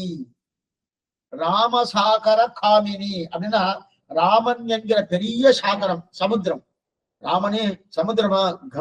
கம்பீரியாபி சமுத்பூதந்திருக்கிறார். அந்த சமுத்திரம் போல கம்பீரமா ராமன். அப்ப ராமன் பெரிய சாகரம் அங்க போய் சேருமோனோ, அப்ப நதிகளில் தீர்த்தமாடினால் புண்ணியம் கொடுக்கிறது. அது கங்கா, யமுனா, நர்மதா, சரஸ்வதி, காவேரி என்னன்னு புண்ணியம் கொடுக்கிறது. அதே போல இப்ப என்னது? பெரிய சாகரம். இது என்ன சாகரம்? ராமன் என்கிற பெரிய சாகரம். புனாதி புவனாம் புண்ணியா ராமாயண மகாநதி. புனாதி புவனாம் புண்ணியா ராமாயணம் மகாநதி. ராமாயணத்தில் தீர்த்தமாடினால், அப்படி தீர்த்தமாடினான்னு அர்த்தம் ராமாயணம் என்கிற நதி. அந்த ராமாயணம் என்கிற நதியில தீர்த்தமாடினால், தீர்த்தமாடினால் என்ன அர்த்தம்? பாராயணம் பண்ணினால் 24,000 ஒவ்வொரு நாளைக்கு 4 சர்க்கம் 5 சர்க்கம் இந்த மாதிரி பாராயணம் பண்ணுவோம். இன்னைக்கும் பாராயணம் பண்றதுல நிறைய இடத்துல இருக்கு. அது நம்ம ஊர் அது குறைச்சலா இருக்கு. நம்ம ஊர்னா தெற்கு பக்கம், பாரத தேசம் தெற்கு பக்கம் குறைச்சலா இருக்கு. வடக்கு பக்கம் போனேன்னா ஏன்னா இங்க வந்து ஆழ்வார்கள் பாசனம் நிறைய இருக்கு, அதை காட்டிலும் உயர்ந்தது. ஆனா அங்க போனேன்னா ராமாயணம் தான். ஆனா அந்த ராமாயணத்தை அங்கங்க சர்க்கம் சர்க்கமா செய்ப்பா, அவாவா கோஷ்டி கோட்டியா செய்ப்பா. சரி சுவாமி, அப்ப தீர்த்தம் ஆடுறதுன்னா என்ன அர்த்தம்? ராமாயணம் என்கிற புண்ணிய நதியில தீர்த்தம் ஆடுறதுன்னா என்ன அர்த்தம்? பாராயணம் பண்ணா அவளுக்கு என்ன சகல துரிதங்களும், அவளுக்கு இருக்கக்கூடிய சமங்கள், என்னென்ன சமங்களோ அத்தனையும் போக்கு கொடுக்கிறது. எது? ராமாயணம். எப்படி சுவாமி? புண்ணிய நதியில தீர்த்தமானா நம்முடைய பாபங்கள் தொலையணும். ஆமா, கங்கையில தீர்த்தமான பாபம் தொலைன்னு சொல்லி கிடையாது. கங்கா ஸ்நானம் பண்ணுங்கோ அப்படின்னு தெரிவிக்கிறா இல்லையா? கங்கா ஸ்நானம் பண்ணும்போதுனா நம்ம அந்த எண்ணத்தோடு பண்ணணும். அதே கங்கையில மீன்கள் நிறைய இருக்கு, அதுக்கெல்லாம் பாபம் தொலைஞ்சு விட்டாருன்னு இல்லையே. அந்த எண்ணம் இல்லாம இல்ல சில பேரும் எப்படி இருக்கும், கங்கா ஸ்நானம் பண்ணா நல்லதான் சுவாமி பாவா சொன்னா அதான் நான் முடிச்சேன். எந்த பாவமும் போவாது. முதல்ல நமக்கு வந்து ஒரு நம்பிக்கை இருக்கணும். பெரியவா சொன்னா உண்மை, அதனால நான் பண்றேன் முதல்ல எனக்கே நம்பிக்கை வந்து அதன் மேல ஒரு ஆதரவு பெற்று கொண்டு பண்ணாதான் அது நடக்குமே தவிர, அதை விட்டுட்டு அவ சொன்னா ஏதோ நடக்கும்னு சொன்னா நடக்குதா இல்லையா பாக்குறேன். நிச்சயமா நடக்கும். எது சொல்ல வந்தல? முதல்ல லட்சீது விஸ்வாசகா, விஸ்வாசம் இல்லைன்னா பிரயோஜனமே இருக்கட்டும். அப்படி இருக்க செய்து இந்த இடத்துல புனாதி புவனாம் புண்ணியா ராமாயண மகாநதி, இந்த ஒரு வாக்கியம் சொல்றது. புனாதி புவனாம் புண்ணியா ராமாயண மகாநதி அப்படி இருக்கச்சே நம்ம அந்த ராமாயணம் என்கிற நதி, அந்த நதியை தீர்த்தமாடினால்னா பாராயணம் பண்ணால் சகலத்துக்கு உதவிகளும் போடுது. ஏன்னா புண்ணிய நதி தானே ஸ்ரீமத் ராமாயணமே. அப்ப ராமாயணம் என்பது சாகரம். சாகரம்னா சமுத்திரம். சமுத்திரம்னா அலையெல்லாம் இருக்கணுமே சுவாமி. எத்தனை அலை இருக்கணும்? அலை இருக்கா? அது அலை இருக்கணும், கரை இருக்கணும். சமுத்திரம்னா கரை இருக்கணும், சமுத்திரம்னா அலை இருக்கணும், சமுத்திரம்னா திமிங்கலம் இருக்கணும். இதெல்லாம் ஸ்ரீராமாயணத்துல இருக்கா? ஏன்னா ஸ்ரீராமாயணம் சாகரமும் சொன்னேனே, சமுத்திரமும் சொன்னேனே. அலை இருக்கா, கரை இருக்கா, திமிங்கலம் இருக்கான்னா இருக்குன்ட்டு எல்லாமே இருக்குன்னாரு. ஸ்ரீராமாயணமாகிற சாகரத்தை வணங்குகிறேன், சேவிக்கிறேன், அந்த சமுத்திரத்தை சேவிக்கிறேன். அது சேவிக்கிற சுவாமி. அதுல எது சுவாமி? இது சுவாமி திமிங்கலம். எது திமிங்கலம்னா பெரிய பெரிய காண்டங்கள் இருக்கு, 6 காண்டங்கள். என்ன 6 காண்டங்கள்? பாலகாண்டம், அயோத்தியா காண்டம், சுந்தர காண்டம், யுத்த காண்டம் இருக்கு இல்லையா? இந்த 6 காண்டங்கள் தான் பெரிய முதலை. 6 காண்டங்கள் தான் பெரிய முதலை. அப்ப பெரிய மீனான முதலை இந்த 6 காண்டங்கள். அதுக்கப்புறம் காண்டங்கள் முடிஞ்ச சர்க்கங்கள் இருக்கு. 500 சர்க்கங்கள் மேல இருக்கு. சர்க்கங்கள் இதெல்லாம் பிரிவுகள். அந்த சர்க்கங்கள் இருக்கணும். அந்த சர்க்கங்கள் தான் ஸ்ரீராமன். அந்த சர்க்கங்கள் தான் என்னது? அலை. ஏன்னா அலைதான் நிறைய அடிச்சுட்டே பக்கத்துல அடிச்சுட்டே இருக்கும். அதே முதலைகளோ அல்லது பெரிய பெரிய திமிங்கலங்களோ நிறைய இருக்குமானா நிறைய இருக்குது. ஏதோ 1-2 இருக்கும். அதனால 1-2 இருக்கக்கூடிய நிலைதான் காண்டங்கள். 6 காண்டங்கள். மேற்கொண்டு அந்த அலைகள் எது நிறைய வருமானம், அதுக்குதான் 500 சர்க்கங்கள் கூடிய அணையது அப்படின்னு தெரிவித்தார். அப்ப இது முதல் குறைவா இருக்கும், அது அதிகமா இருக்கும் தெரியுது. அப்ப நிறைய அலைகள் நெருக்கமா வருவதால் தான் சர்க்கம்னு சொன்னாரு. 500 சர்க்கங்கள் அலையலையா இருக்கும். 6 காண்டங்கள் பெரிய பெரிய முதல்கள் எல்லாம் இருக்கும். அதுக்கப்புறம் அதுக்குள்ள ஜலபிந்துக்கள் இருக்கு இல்லையா, நீர் குமிழின்னு ஒண்ணு. அந்த ஜலபிந்துக்கள், அந்த ஜலபந்துக்கள் அங்கங்க ஜலமா இருக்குமோ, அந்த ஜலங்களமா இருக்கணும். அது நிறைய பக்கத்திலேயே இருக்கும். அதுதான் ஸ்லோகங்கள். 24,000 ஸ்லோகங்கள். இப்ப ராமாயணம் இப்ப சாகரம் ஆயிடுத்த. அதுல 6 காண்டங்கள் தான் பெரிய பெரிய மீன்கள், திமிங்கலங்கள், முதலைகள். சர்க்கங்கள் தான் என்னது? அலைகள். அதுல இருக்கிற ஸ்லோகங்கள் தான் என்னது? ஜலபிந்துக்கள், நீர்த்தவலைகள் அப்படின்னு தெரிவிக்கிறார். ஆக அப்படி நாம் சர்க்கமாக காண்டங்களாக எல்லாம் முதலையர்களாக பெற்றுக்கொண்ட ராமாயணம் சாகரம். அப்படிப்பட்ட ராமாயணத்தை வணங்குகிறேன் என்று ராமாயணத்தை பெருமை சொன்னார் இல்லையா? யார் சொன்னது? வால்மீகி தெரிவிக்கிறார். அப்படிப்பட்ட ராமாயணம் பெரிய ஆர்ணவம் சமுத்திரம். ராமசாரி சரிதாமிருதம் சாகரம். வாக்கியமே ராமச்சரிதாமிருதம் சாகரம். ராமனுடைய சரித்திரமே ஸ்ரீராமாயணம். அது பெரிய சாகரம். சாகரம்னா என்னது? சமுத்திரம்னு சொன்னார். சரி சுவாமி. ஆக வேதம் வந்து பிறந்தது ஸ்ரீராமாயணமாக. வேதத்துக்கு உபபிரமணங்கள் தான் ஸ்ரீராமாயணம், இதிகாசம் ரெண்டுமே. அப்ப ஸ்ரீராமாயணம் என்னது? வேதமே வந்து பிறந்து தோணும். படிப்பவனுக்கு புண்ணியம். ராமாயணம் யாரெல்லாம் படிக்கிறார்? புண்ணியம். சுவாமி படிக்க தெரியல சுவாமி, எனக்கு படிப்பறிவே இல்லை. கேட்டாலே போறோம், கேட்டாலே புண்ணியம். அப்ப படிப்பவாருக்கும் புண்ணியம். அங்கங்க பாருங்க, சில பேருக்குலாம் சில சிரமங்கள்லாம் ஏற்பட்டதுன்னா வடக்கு பக்கத்துல என்ன பண்ணா சுந்தரபாண்ட பாராயணம் பண்ணுவார். இன்னைக்கும் சம்பரோஷம் பண்றோம். சம்பரோஷம் பண்றச்சு 4000 ஜெயிப்பணும். ஒரு பக்கம் செலவுகள் ஆகிட்டு இருக்கும், இன்னொரு பக்கம் வேதங்கள் ஆகணும், இன்னொரு பக்கம் என்ன தெரியுமா ஸ்ரீராமாயண பாராயணம் ஆகிட்டு இருக்கும். இன்னைக்கு அது ரொம்ப குறைஞ்சு போயிடுச்சு. ஆனா இன்னைக்கும் வடக்கு பக்கம் நல்லா புண்ணமா உண்டு இல்லையா? அந்த மாதிரி பாராயணம் பண்றா இல்லையா, அந்த படிப்பவாளுக்கும் புண்ணியம், கேட்கிறவாளுக்கும் புண்ணியம். சொல்லுன்னு சொல்றா இல்லையா, சுவாமி சொல்லுங்க சுவாமி சொல்றா இல்லையா, அவளுக்கும் புண்ணியம். சொன்னவாள் புண்ணியம் சொல்லி அவளுக்கும் புண்ணியம், எல்லாருக்கும் புண்ணியம். ஏன்னா அப்படிப்பட்ட ராமாயணம் இது. ராமாயணம் ராம கதாமிருதம். ராம கதைன்னு சொல்லியாச்சுனாலே எத்திர ரகுநாத கீர்த்தனம் சொல்றவனும் ஆஞ்சநேய சொல்லி காரணம். அதனால சதகோடி பிரவிஸ்தரம் ஆசிரமம் தெரிவிக்கிறார். பிரம்மலோகத்திலே 100 கோடி பெரிதாக இருக்குதான் ஸ்ரீராமாயணம். 100 கோடியா சுவாமி? 24,000 எங்களால படிக்க முடியலையே. நீங்க 24,000 ஸ்லோகம் சொல்லியிருக்கீர்கள், 6 காண்டங்கள் சொன்னேன், 500 சர்க்கங்கள் சொன்னேன். அதுவே என்னால முடியலன்னா எத்தனை கோடி? 100 கோடி மெலிசா இருக்கா ராமாயணம். நல்ல பேர் நம்ம பேர்ல பெரிய கருணை பிரம்மாவுக்கு. அவர்தான் அனுகிரகம் பண்ணார். பிரம்மாவுடைய அனுகிரகத்தால் தான் வால்மீகி பகவான் ஸ்ரீராமாயணத்துல எழுதினார். அவர் நம்ம மேல கருணை இருக்கிறபடியாலன்னா, இல்ல என்னுடைய லோகத்துல 100 கோடி இருக்கு, அந்த 100 கோடி உனக்கு கொடுக்குறேன், நீ எழுதிடுன்னா வால்மீகி எழுதிடுவார். நாரதரும் உபதேசம் பண்ணுவார். நாரதர் மூலமா தான் வால்மீகி 24 சோழங்கள் நல்லா பாடமா சொன்னார். ஆனா அவெல்லாம் பண்ணிடுவார். நாம எங்க முடிக்கிறதா சுவாமி? இப்படி சேவிச்சுடுவோம். இருக்கா சுவாமி அங்க? எத்தனை கோடி? 100 கோடியா? 100 கோடி வாயில வருது, ஆனா அந்த ஸ்லோகம் எனக்கு தெரியாது, சேவிச்சுட்டு போறேன் அப்படின்னு சொல்றா இல்லையா? இன்னைக்கு 4,000 எல்லாம் அந்த மாதிரி. என்ன சுவாமி 4,000 கேட்டாங்க? சுருக்கமா சொல்லிதான் நாங்க அதெல்லாம் பார்த்துட்டு போகணும். இன்னைக்கு அங்கங்க என்ன ஆயிடுச்சுன்னா காலக்ஷேபமே இன்னைக்கு அப்படிதான் ஆயிடுச்சு. முதல்ல எல்லாம் காலக்ஷேபம் 4 மணி நேரம், அப்புறம் 3 மணி நேரம் ஆச்சு, அப்புறம் 2 மணி நேரம் ஆயிடுச்சு. இப்ப நாம பண்றது 1.5 மணி நேரம் பண்ணிட்டு இருக்கோம். ஆனா 1/2 மணி நேரம் காலக்ஷேபம் இருக்கு. அவ்வளவுதான் சுவாமி நேரம். என்ன சுவாமி நிறைய விஷயங்கள் இருக்குன்னா கேட்கறவா இருக்கணுமே. நீங்க பாட்டு சொல்லிட்டே இருப்பாள், உங்ககிட்ட இருக்கு சொல்லுவேல், கேட்கறவா கேட்கணும், அவெல்லாம் இருக்க மாட்டேன் சுவாமின்னா அவ்வளவுதான். அதனால இன்னைக்கு நான் இந்த செய்தியில அனுப்புறா பாருங்க, அவெல்லாம் பெருசா இருக்கிறனால யாரும் பார்க்கவே மாட்டா. என்ன சுவாமி சின்னதா 2 வரி 3 வரி போட்டானா பார்த்துட்டு பரவாயில்ல, அந்த வர ஆயிடுச்சு. அதுல என்ன பண்ண முடியும்? திருமந்திர மாதிரிதான் பண்ண முடியும், ஒரு அர்த்தமும் புரியப்படுது. இதுக்கு சொல்ல வந்தா அப்படிப்பட்ட ராமாயணம். அப்ப நம்ம மேல கருணையால பிரம்மா என்ன பண்ணா, ஒண்ணு வேண்டாம் சுவாமி, இவ ஒண்ணும் படிக்க போறதுல 24,000 கொடுத்துரும். இது போல சகஸ்ரநாமத்தை போல தேனோ பாயோ நுலகனா விஷ்ணு நாம சகஸ்ரகன் பார்வதி கேட்கிறா, நம்ம குழந்தைகளுக்கு எல்லாம் கொடுக்கணுமே, எந்த இவாலாம் விஷ்ணு சகஸ்ரநாமம் பூர்ணமா படிப்பாலாம் சந்தேகம் அவருக்கு வந்துச்சு. அந்த சந்தேகத்தால என்ன பண்ணா, இவர் சுருக்கமா நீ ஒண்ணு சொல்லுவேன் அப்படின்னு தன்னுடைய பர்த்தாவான சிவபெருமான கேட்கிறா. அப்ப சிவபெருமான் திரு ஸ்ரீராம ராம ராமேதி ரமே ராமே நமோகமே சகஸ்ராம தத்துல்யம் ராம, இது ஒண்ணு சொன்னா போறோம் 1000 நாமத்துக்கு சமம் சொல்லிட்டா. எத்தனை வைபவம் பாருங்க.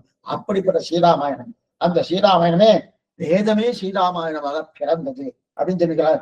வேதே பிராசேத சாசி சாட்சாத் சாட்சாத் ராமாயணாத்மகா வேத வேத்யே பரிபும்சே தாஸ் ஜாதே தசரதாத்மகே வேத பிராசேத தாசியே சாட்சாத் ராமாயண கதா அப்படின்னு இந்த பூலோகம் முழுவதும் வியாபித்திருக்கக்கூடிய பெருங்கீர்த்தி படைத்தது. படிகொண்ட கீர்த்தி, படிகொண்ட கீர்த்தி. அப்ப படிகொண்ட என்பது உபலட்சணம். படின்னா இந்த லோகம் மட்டும் இல்ல, எல்லா லோகம் அடி அப்படின்னு. இந்த லோகம் மட்டுமல்ல, பிரம்மா லோகத்திலும் இருந்திருக்கியா. அப்ப சத்தியலோகத்துல இருந்திருக்க, சத்தியலோகத்திலிருந்து பிரம்மாவும் சத்தியலோகத்திலிருந்து வந்துதான் வால்மீகி அனுகிரகம் பண்ணார்.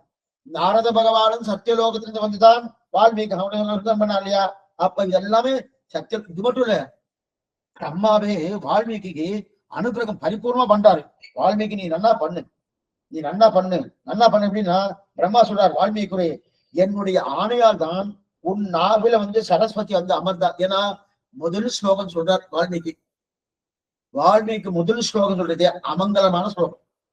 ஸ்ரீராமன் முதல் ஸ்லோகமே அமங்கலமான ஸ்லோகம். ஏன்னா ஒரு வேடன் ஒரு பறவை கொண்டுட்டான், ஆண் பறவை பெண் பறவை 2 இருந்துருக்குது, கொண்டுட்டான். கொண்டோன்னா மாதிரி பண்ணிட்டாருன்னு என்ன பண்ணா, ஒரு சபிக்கிறா போல ஒரு வார்த்தை சொல்லிட்டார்.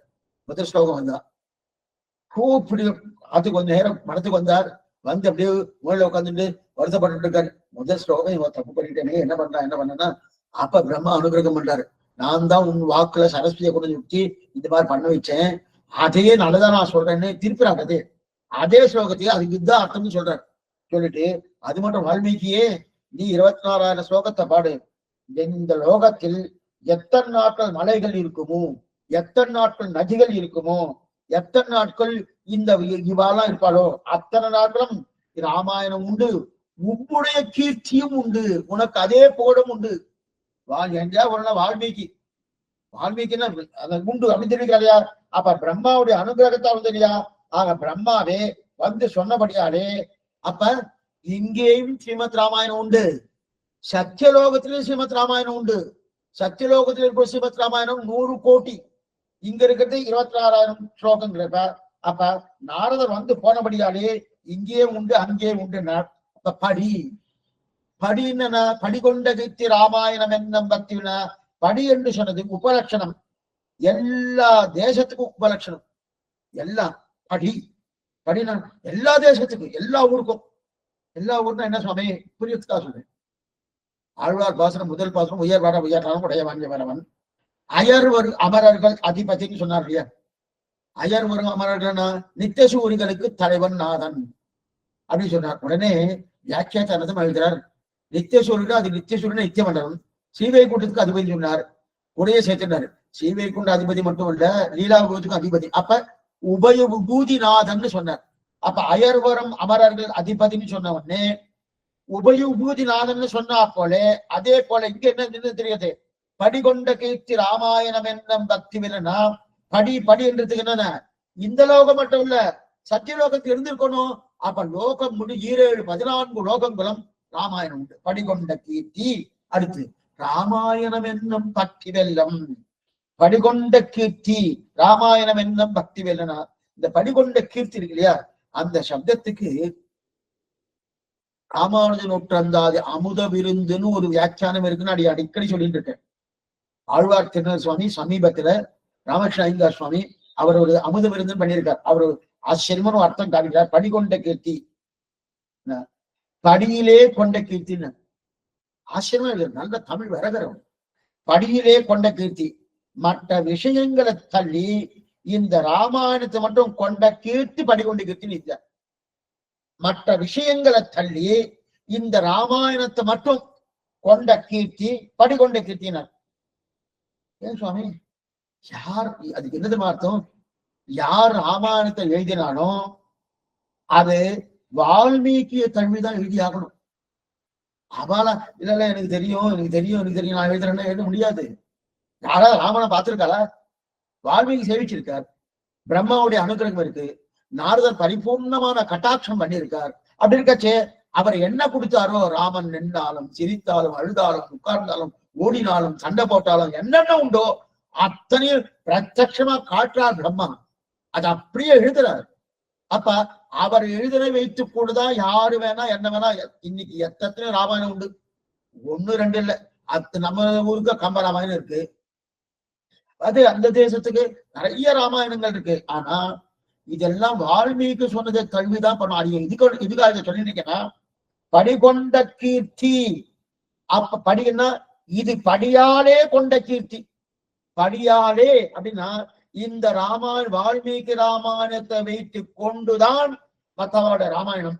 அப்ப வால்மீகி ராமாயணத்துல எது இல்லையோ அது சொன்னா அது ராமாயணம் இல்லைன்னு அர்த்தம். என்ன புரியுதா? வால்மீகி சொல்லாத விஷயத்த எனக்கு இல்ல சுவாமி, ராமன் மேல எனக்கு ரொம்ப பிரியம், அவரு சீதையை தேடத்துக்காக போனார், அவரே போய் அனுமானம் எல்லாம் அனுப்பல சுவாமி, அவரே போய் ஆக்ஷன் வந்துட்டார். எனக்கு ஏன் எனக்கு சுவாமி அனுமானம் சேர்க்கணும்? ராமனுக்கே இந்த வைபவம் உண்டு, உண்டா இல்லையா? உண்டு. ஆனா நான் அப்படி சொல்லிடுறேன்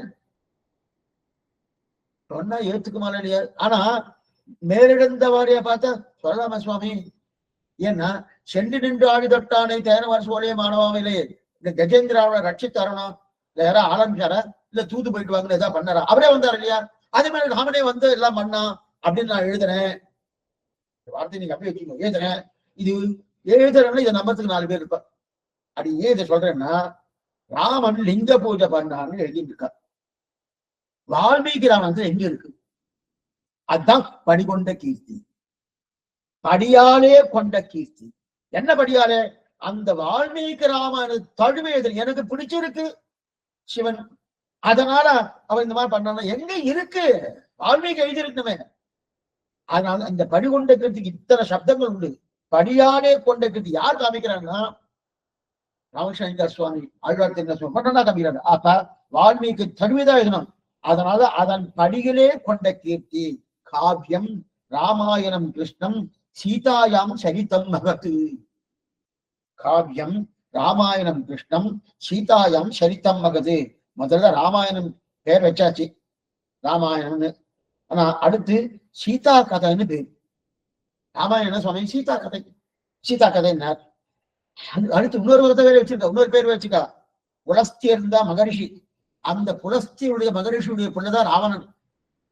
ராவணன் யாரோ இல்ல, புலஸ்திய மகரிஷியுடைய பிள்ளை ராவணன். அவனுடைய சரித்திரமே இருக்குன்னு சொல்லியிருக்கு. அப்ப ராமாயணம் சீதாயனம் சீதாயாம் சரிதம் மகிது, புலஸ்தியுடைய பிள்ளையுடைய ராவனுடைய நிலையும் சொல்லியிருக்கு. இப்ப நமக்கு ஒரு சந்தேகம் வரும், என்ன சுவாமி படிகொண்ட கீர்த்தி ராமாயணம் என்னும் பக்தி வேதன்னு சொல்லியிருக்கே, இப்ப நீங்க ஒரு ஒரு வாக்கியம் சொல்லிடணும், காவியம் ராமாயணம் கிருஷ்ணம் சீதாயாம் சரிதம் மகது. ஸ்ரீராமாயணமே சீதாயுடைய கதையை சொல்லுகிறது அப்படித்தானே சொல்லியிருக்கு. அப்பன்னா என்ன பண்ணணும்? ராமாயணம் பேர் வந்திருக்க கூடாது, சீதாயனும் பேர் வந்திருக்கணும். அப்படித்தானே இங்க சொல்லப்பட்டிருக்கு, நாங்களும் அப்படித்தானே கேள்விப்பட்டிருக்கோம். அப்படி இருக்கச்சே சீதாயாம் சரிதம் மகதுன்னு தானே சொல்லியிருக்கு. அப்படி இருக்கச்சே நீங்க என்ன சொல்லுங்க, ராமாயணம் சொல்லிட்டு இருக்கு, நீங்க என்ன சொல்லணும்? சீதாயாம் சரிதம் மகது, சீத கதையை தான் சொல்லிட்டு சீதாயனம் சொல்லியிருக்கணும். அப்ப இது ராமாயணம் என்ன பக்தி வெள்ளம் இல்ல, சீதாயனம் பக்தி வெள்ளம் அப்படின்னு எழுதியிருக்கணும். ஆனா ராமாயணம் பக்தி வெள்ளம் எழுதியிருக்கு. இது மட்டும் இல்ல, உங்க பிள்ளலோகாச்சாரியரே என்ன எழுதியிருக்கார்? இதிகாச சிரேஷ்டமான ஸ்ரீராமாயணத்தில் சிறையிருந்த வழியேற்றம் சொல்லப்பட்டதுன்னு எழுதியிருக்க. உங்க சம்பிரதாயத்துல இருக்குது. பாருங்க, இதிகாச சிரேஷ்டம், இதிகாசம் 2 ராமாயணம் மகாபாரதம். அந்த மகாபாரதம் சிரேஷ்டம் கிடையாது, இதிகாசத்துல சிரேஷ்டம் வந்து ஸ்ரீராமாயணம். அந்த இதிகாச சிரேஷ்டமான ஸ்ரீராமாயணத்தில் சிறை இருந்தவர், சிறை இருந்தனா போய் அங்க போய் 10 மாசம் இருந்தாலும் அசோகவனத்துல அந்த சிறை இருந்தவளா சீதா வைபவம் ஏற்றம் சொல்லப்பட்டது அவளும் சொல்லியிருக்காரு. அப்படி இருக்கச்சே எதற்காக நீங்க கடிகொண்ட கீர்த்தி ராமாயணம் என்ன பக்தி வேண்டன்னு பேரு மாத்தினேன் அப்படின்னு ஒரு விசாரம். இதெல்லாம் ஒரு விசாரமான கேட்டுட்டானே, இதை வச்சுண்டு இது பிடிக்காத யாரோ எதி போல லிங்க பூஜை பண்ணான்னு எழுதினாரோ அந்த மாதிரி எழுதுறதுக்கு எத்தனை நாடி ஆப்படுது. அவாவா அதுக்குன்னு சப்போர்ட் பண்ணுவா நிறைய பேர் இருக்கா. ஆமா சுவாமி, நான் பார்த்துட்டு இவங்களும் நேரம் போய் பார்த்துட்டு இந்த மாதிரி அங்கிருந்து அவர் அங்கிருந்து நடக்கவே இல்லை. இங்கிருந்து போர்ச்சதான் ராம நடந்து போனார். நல்லா புரிஞ்சுக்கோ. திரும்பி லங்கையிலிருந்து விமானத்தின் மூலம் தான் வர்றார். புஷ்பக விமானம். அந்த புஷ்பக விமானம் நேரா எங்கன்னா கிஷ்கிந்தையில தான் வந்து இறங்குறாரு. நடுவில் எங்கேயுமே இறங்கல.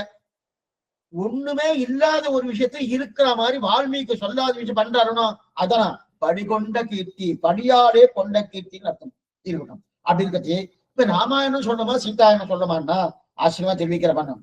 எஸ்யைத தஸ்ய தத்தனம், எஸ்யைத தஸ்ய தத்தனம் அப்படிங்கிற இவருக்கு எது எதுவோ அது அத்தனையும் அவருக்கு சொத்து விட்டார். இது ஒரு சாத்திர வாக்கியத்தை எடுத்துட்டார். இவருக்கு எது, இவளுக்கு எது எது, இவருக்குன்னா சீதைக்கு, விராட்டுக்கு எது எதுவோ அது அத்தனையும் ராமனுடைய சொத்து.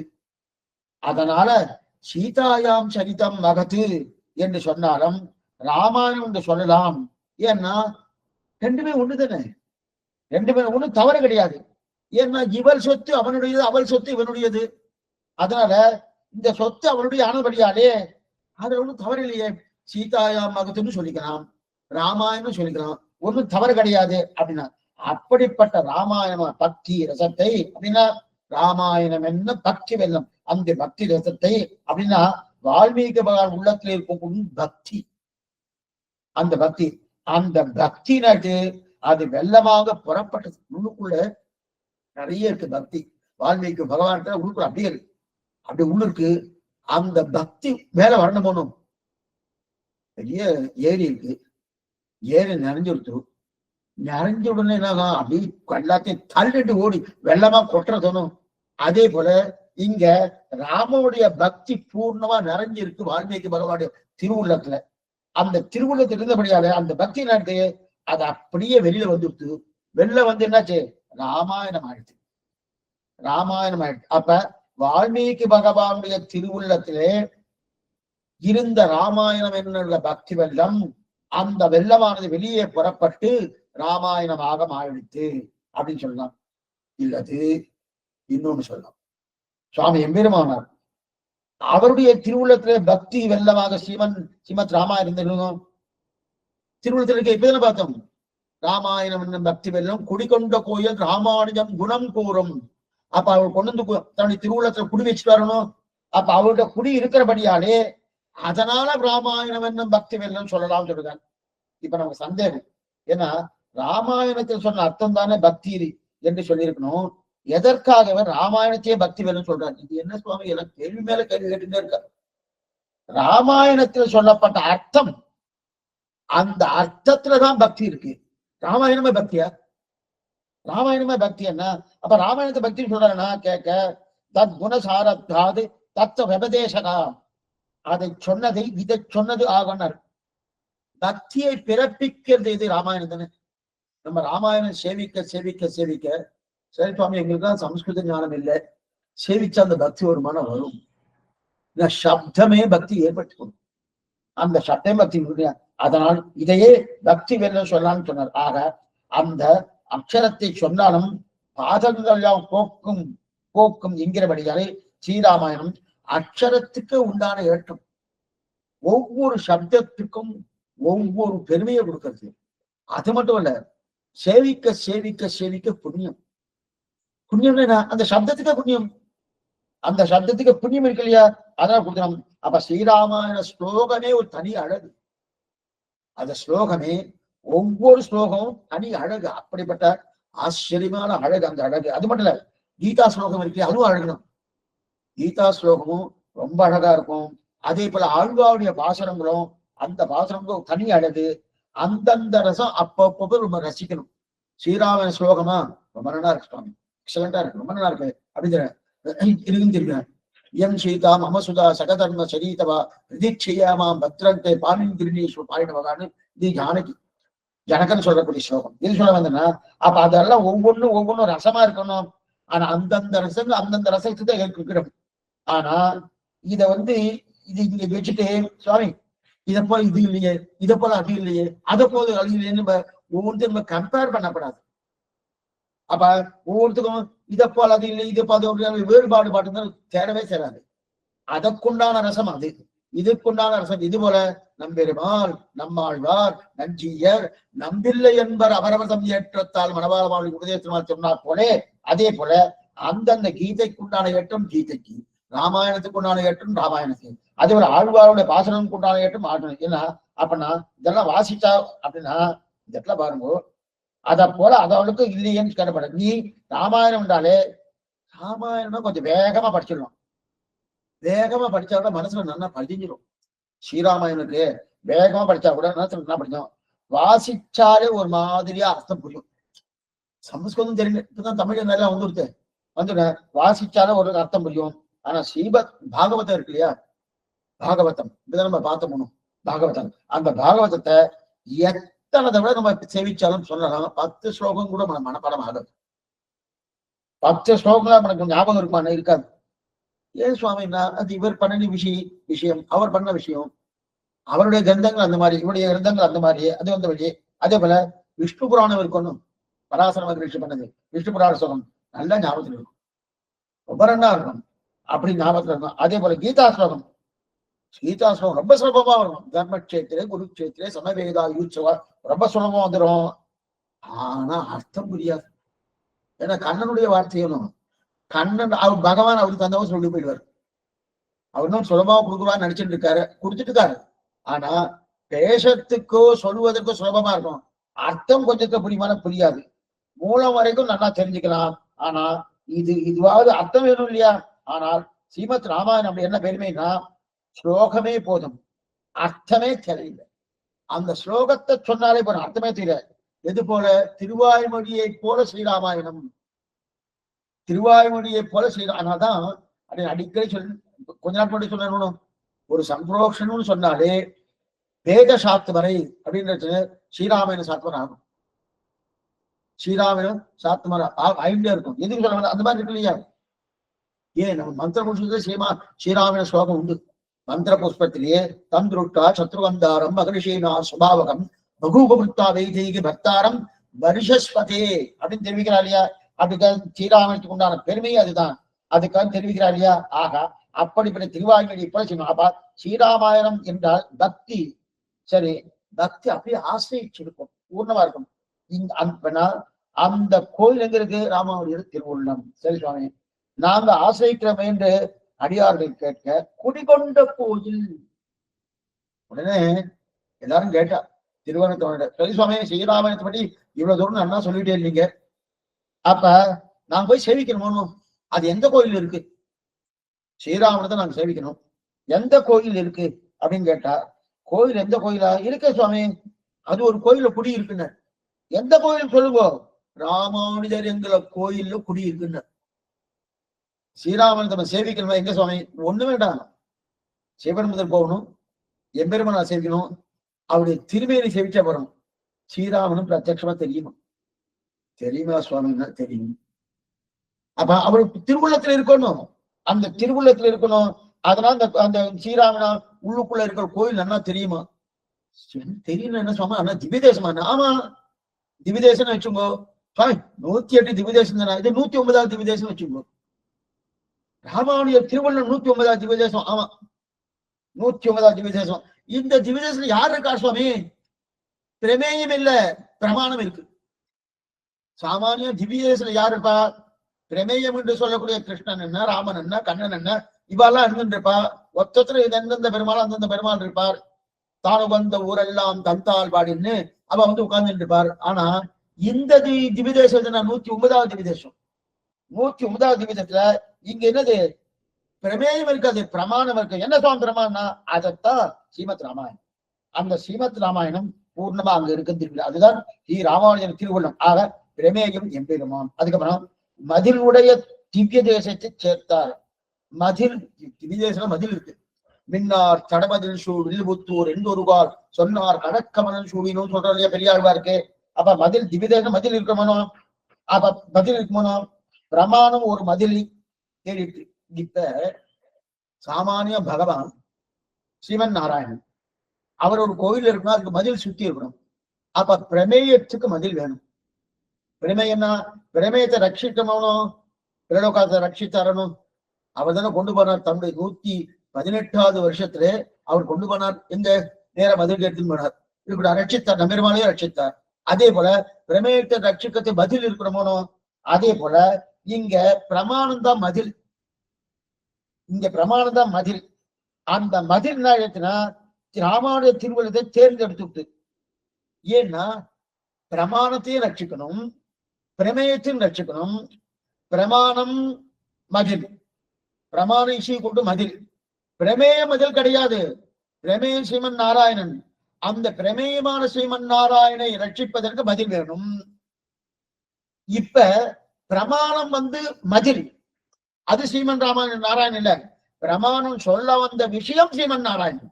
ஆனா அந்த பிரமாணம் தான் ஸ்ரீமன் நாராயணன் ரட்சிக்கிறது. அப்பன்னா அந்த பிரமாணமே மதில். இப்ப என்ன ஆயிடுச்சுன்னா மதிலுக்கே ஒரு மதில் இருக்கு. பகவானுக்கு மதில் தெரியுது, பிரமேயத்துக்கு மதில் தெரியுது. இது பிரமேய ஸ்ரீமன் நாராயணன், அதுக்கு மதில் வேணும். மின்னா தடவதிச்சு உள்ளுபுத்தூர் அப்படின்னு அதுக்கு மதில் தெரியுது. சப்த பிராகார மத்தியே அப்படின்னு தெரியுது. ஆனா இந்த பிரமாணத்துக்கு மதில் வேணும். நாம பிரமாணம் ஒரு மதில், அந்த மதிலுக்கு ஒரு மதில் இருக்கு இல்லையா, காப்பாத்தணுமோ. அந்த மதில் எது? ராமானுஜர் திருவுள்ளம். அப்ப ஸ்ரீராமாயணம் ரட்சிக்கப்பட்டது எங்கன்னா சுவாமி ராமானுஜர் திருவுள்ளத்தை தான். குடிகொண்ட கோயில் படிகொண்ட கீர்த்தி ராமாயணம் என்னும் பத்தி வெள்ளம் குடிகொண்ட கோயில் ராமானுஜம் குணம் கூறும்.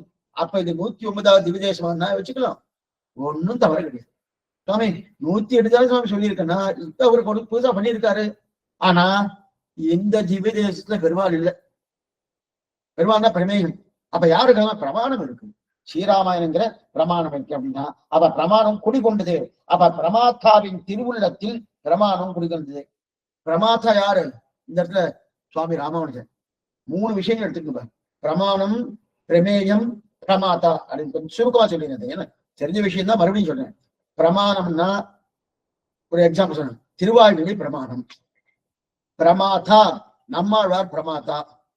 பிரமேயம் அந்த திருவாய்மொழியால சொல்லப்பட்ட கண்ணன் பெருமான். அப்ப பிரமேயம் கண்ணன் பெருமான், பிரமாணம் திருவாய்மொழி, பிரமாத்தா நம்மாழ்வார். இப்ப அதே போல இங்க பிரமாணம் எது? ஸ்ரீராமாயணம். பிரமேயம் பிரமேயம் சுவாமி அந்த ஸ்ரீராமாயணத்தால் சொல்லப்பட்ட ராமன். அப்ப பிரமாத்தா யாரு? பிரமாத்தா யாரு? சுவாமி சுவாமி எம்பெருமானார். அப்ப என்னன்னா அந்த பிரமாத்தாக்களுக்கெல்லாம் தலைவர் யாருன்னா இவர் தான், சுவாமி எம்பெருமானார் தான். ஏன்னா அவர் அந்த மாதிரி சொல்வார். அந்த மாதிரி உண்டா சுவாமினா திருவரங்கத்தை பாசுரமே மேல வரப்போகுது. இருப்பிடம் வைகுந்தம் வேங்கடம் மாலிரும் சோழ என்னும் பொறுப்பிடம் மாயன கண்டன் நல்லவர்கள் இல்லையா. அப்ப பகவானுக்கு வைகுண்டம் என்ன, வேங்கடம் என்ன, எல்லாம் என்ன அந்த இடத்த விட்டுட்டு என்னன்னா நேர எம்பெருமானாருடைய திருவுள்ளத்துக்கு வந்தாயின்னு சொல்றாரு இல்லையா. அப்ப அதே போல அந்த பரமபுருஷனை காட்ட வந்த ஸ்ரீமத் ராமாயணத்துக்கு இவர் தான் குடிகொண்ட கோயில். யாரு? சுவாமி ராமானுஜரும் குடிகொண்ட கோயில். அந்த பரமபுருஷன் ராமனை காட்டவனும் ராமனை 1 வருஷ காலம் காலட்சம் பண்ணியிருக்கார். வேற பெரிய திருவள்ளுவர் வீட்ட அவர் நிச்சயம் அங்க போய் தீர்த்த கைங்கரி வென்றுக்கார். திருமலையில ஆகாச கங்கையிலிருந்து தீர்த்தம் கொடுத்துட்டு திருமலை பண்ணி கொடுத்துட்டு அங்கிருந்து இறங்கி இவர் மேல வரமாட்டேன்னு சொல்ற பிடிவாதம் முடிச்சுட்டு இருக்காரு. இது என்னுடைய கால் அங்க மேல அந்த என்ன மலையே திருவுடம்புன்னு ஆழ்வார் சொல்லியிருக்கார். ஆனா அப்புறம் வந்தார், அது வேற விஷயம். மலையே திருவுடம்புன்னு ஆழ்வார் சொல்லியிருக்கார். அந்த திருவுடம்பு பெருமாளுடைய திருவுடம்புல என்னுடைய கால் படலாமா? நான் ஏறமாட்டேன் அப்படின்னார். அப்புறம் எப்படி சுவாமி நான் முழங்கால வச்சு எழுதினார், காலை மட்டும் எழுதினார். இதுக்கு சொல்றேன் அந்த மாதிரி. அதனால என்ன பண்ணார்? பெரிய திருமண நம்பிகள் இறங்கி விட்டு 1 வருஷ காலம் ஸ்ரீராமன் காட்சம் பண்ணார் இல்லையா. இது சொல்ல வந்தேன்னா அப்ப சுவாமி அப்படி இருக்க செய்து அப்ப ஸ்ரீராமனத்தை குடிகொண்டு போகிறது சரி சுவாமி. பண்ண மற்ற ஆச்சாரியாளுக்கெல்லாம் இந்த வைபவம் கிடையாது சுவாமி. மற்ற ஆச்சாரியர்களை விட இந்த ராமானுஜருக்கு மட்டும் ஸ்ரீராமனுக்கு ஏன் இத்தனை ஆதரவு? இந்த கேள்வி ஒரு மனு. ஏன்னா இவர் ஸ்ரீராமனுக்கு யார் மூலமா தெரிஞ்சின்றார்? பெரிய திருமல் நம்பிதான். அப்ப பெரிய திருமல் நம்பிகள் மூலமா தெரிஞ்சுட்டாங்கன்னா அவருக்கு தானே ஆதரவு அதிகமா இருக்கும். நிறைய ஆச்சாரியால் இருக்காரு, ஒத்தரா ரெண்டு பேரா அத்தனை ஆச்சாரியம் இருக்கானோ அவளுக்கெல்லாம் இல்லாத பெருமை சுவாமி ராமானுஜருக்கு என்ன சுவாமி அத்தனை ஆதரம்? அத்தனை ஆதரம் என்னன்னா கேள்வி வந்துட்டு இது சமாதானம் சொன்ன போனோம் தெரிவிக்கிறா பாருங்க. ஏன்னா பக்தி ரசத்தை தெரிஞ்சு கொண்டவர் இவர் தான். என்ன சுவாமி நாதமணிகள் தொடக்கமாக நாதமணி உயர்கொண்டா மணக்கால் நம்பி ஆள வந்தார் பெரிய நம்பிகள் அடுத்து இவர் இல்லையா? அதுல இல்ல ஆள வந்தாருக்கு 5 சிஷ்யா இருக்கா. அப்ப 5 ஆச்சாரால் இவருக்கு இருக்காரு. அப்படி இருக்கச்சதே அவளெல்லாம் விட்டுட்டு இவருக்கு தான் சுவாமி ஸ்ரீராமன் ஆதரவுன்னா இவர் பக்தி ரசத்தை தெரிஞ்சு கொண்டார். அதான் எப்படி தெரிஞ்சு கொண்டாரு? திரேதாயுகத்திலே தெரிஞ்சு கொண்டார். கொஞ்சம் நல்லா புரிஞ்சுக்கணும். திரேதாயுகத்தில புரிஞ்சு கொண்டார். திரேதாயுகம் என்ன சுவாமின்னா லக்ஷ்மணோட அவதாரம் தானே இவர். லக்ஷ்மணன் தானே திரேதாயுகத்துல லக்ஷ்மணா வந்தார். அடுத்து துவாபரயுகத்துல பலராமனா அவதாரம் பண்ணார். இப்ப கலியுகத்துல கலு ராமானுஜஸ்ததா கலியுகத்துல ராமானுஜர் அவதாரம் பண்ணாரணும். அந்த திரேதாயுகம் அப்படியே ஞாபகம் இருக்கு. ஏன்னா சில பதிவுகள்லாம் நமக்கு அப்படி அப்படியே ஞாபகம் வரும். லக்ஷ்மணன் பண்ண கைங்கரியம் என்ன? அகம் சர்வம் கரிஷ்யாமி ஜாகிரத ஸ்வபதச்சதே. அகம் சர்வம் கரிஷ்யாமி ஜாகிரதே. ஹே ராமா நீயும் பிராட்டியும் மலைகளிலோ மலைத்தாழ்வரைகளிலோ எங்கிருந்தாலும் சர்வதேச சர்வகால சர்வ அவஸ்தோஜித சகல்விதமான கைங்கரியம் பெற்ற பன்னோப்பிரிவர் ஆக வேணும்னு அந்த பக்தி ரசத்தை நன்னா தெரிஞ்சின்றவர், பூர்ணமா தெரிஞ்சின்றவர். தெரிஞ்சின்றவரையா அடுத்து அடுத்து அடுத்து அடுத்து என்ன பண்ணணும் என்ன பண்ணணும் என்ன பண்ணணும்னு ஒவ்வொன்றும் பண்ணிட்டு இருக்கார். குடிசை கட்டினார், பன்னசாலை கட்டினார். பன்னசாலை கட்டுன்னு சொன்னேன். லக்ஷ்மணன் பன்னசாலை கட்டிட்டான். கட்டின உடனே ராமன் வந்து பாக்குறாரு. பன்னசாலையை பார்த்த உடனே ஒரு வார்த்தை சொல்றாரு, லக்ஷ்மணா எங்க தகப்பனா சாகல என்ன, எங்க தகப்பனா சாகவே இல்லை என்ன, எங்க தகப்பனா ரூபத்துல நீ வந்திருக்க, நீதான் என்னுடைய தகப்பனார். என்னன்னா என் தகப்பனார் என்னுடைய குறிப்பறிந்து என்னென்ன பண்ணுவாரோ அதெல்லாம் நீ பண்ணியிருக்க. குறிப்பறிந்து பண்ணக்கூடிய கைங்கரியத்தை பண்ணவர் என்ன? லக்ஷ்மணன். அந்த இளைய பெறுவார். அவருடைய அவதாரம் தானே இது, அவனுடைய அவதாரம் தானே. அப்ப அடுத்த யுகத்துல கலியுகம் வந்துட்டு அந்த ரசம் அப்படியே இருக்கு. அந்த ரசம் அப்படியே இருக்கு. அப்படின்னா ஸ்ரீமத் ராமாயணத்துக்கு விடாம நம்முடைய திருவுள்ளத்தில் குடிவைத்துக் கொண்டார். பறிகொண்ட கீர்த்தி. ஆச்சரியமான பாசனம் சொல்லிட்டே இருக்கணும். இது ராமாயணத்துக்கு வைபவமா, எம்பெருமானாருக்கு வைபவமா, இல்லை இது காலக்ஷேபம் பண்ணப்பட்ட மணவாள மாமனுக்கு வைபவமா, திரிலோக ஜென்மிக்கு வைபவமா, இல்லை இதை சொன்ன ஆச்சாரனுக்கு வைபவனா, இப்படின்னு சொல்லவே முடியாது. அத்தனை வைபவம் உண்டு. ஒவ்வொரு பக்கம் ஒவ்வொரு வைபவம் உண்டு. பறிகொண்ட கீர்த்தி ராமாயணம் என்னும் பக்தி வல்லன் அப்படின்னு தெரிவிக்கிறாரியா. அப்படிப்பட்ட குடிகொண்டார். ஆக லக்ஷ்மணாரியன் திரேதாயுகத்துல அந்த லக்ஷ்மணாரியனே இப்ப லக்ஷ்மண முனியாக வந்திருக்கார். இப்ப அவதாரம் பண்ணிக்கிறார். லக்ஷ்மணாரியன் திரேதாயுகத்துல அந்த லக்ஷ்மணனுக்கு பேரு. இப்ப அந்த லக்ஷ்மணாரியனே லக்ஷ்மண முனியாக வந்து அவதாரம் பண்ணார்னோ அப்ப ராமாயணம் திருவாய்மொழியும் 2 பதில்கள். ராமாயணம் திருவாய்மொழி. இது ஆச்சரியம் என்னன்னா சாமான்யமா மதில் எதுக்குப்பா? ஒரு பொருள் இருக்கும் சாமி, உயர்ந்த வஸ்து. அந்த உயர்ந்த வஸ்து காப்பாத்தணும்னா அங்க சில நாடகத்தெல்லாம் பார்ப்பேன். அதுக்கெல்லாம் அந்த வஸ்து அங்க வச்சுட்டு சுத்தி காவலாளி இருப்பா. அதுல என்னென்ன உபகரணங்கள்லாம் வச்சிருப்பா. அங்க கிட்டக்க போனால ஒரு சத்தம் போடும். அந்த மாதிரி உபகரணம் வச்சிருக்கா இல்லையா? அப்ப ஒரு பொருளுக்குத்தான் மதில் கட்டுவா. ஒரு பொருளுக்கு தான் மதில் கட்டுவா. இப்ப ராமாயணம் எடுத்து மதில் பிரமாணம் பார்த்தோம்னா அந்த மதிலுக்கே மதில் கட்டுறா. ஏன்னா பொருள் காப்பாற்றப்படணும் என்றா மதிலுக்குள்ள வச்சு ரசிக்கலாம். ஆனால் இங்க பண்ணது என்ன? மதிலையே மதிலாக வச்சிருக்கா. ஒரு மதிலுக்கு இன்னொரு மதில். ஒரு மதிலுக்கு எது மதில்னா ஸ்ரீ வைஷ்ணவ சம்பிரதாயத்தின் மதில் எது? ஸ்ரீமத் ராமாயணமும் திருவாயுமொழியும் பார்த்துக்கணும். முன்னாடியே பார்த்து போனோம். ஏன்னா யாரோ ஒரு ராஜா ஸ்ரீ வைஷ்ணவத்தை அழித்தவர்னு ஒவ்வொரு விதேசம் அழிச்சுன்னு வரான். அப்ப பிள்ளையாண்டா சொன்னாலும் அவன் பிள்ளை நீ என்ன பண்ணிட்டு இருக்க, தப்பு பண்ணிட்டு இருக்க, அழிச்சுனா நினைச்சுட்டு இருக்க, ஸ்ரீமத் ராமாயணம் திருவாய்மொழி இருக்கிற வரைக்கும் ரெண்டும் மதில். அந்த மதில் இருக்கிற வரைக்கும் உன்னால் அடிக்க முடியாது தெரிவிக்கிறா இல்லையா? அதே போல இந்த ஸ்ரீமத் ராமாயணம் திருவாய்மொழி மதில். இதுதான் ராமானுடைய திருவுள்ளம்.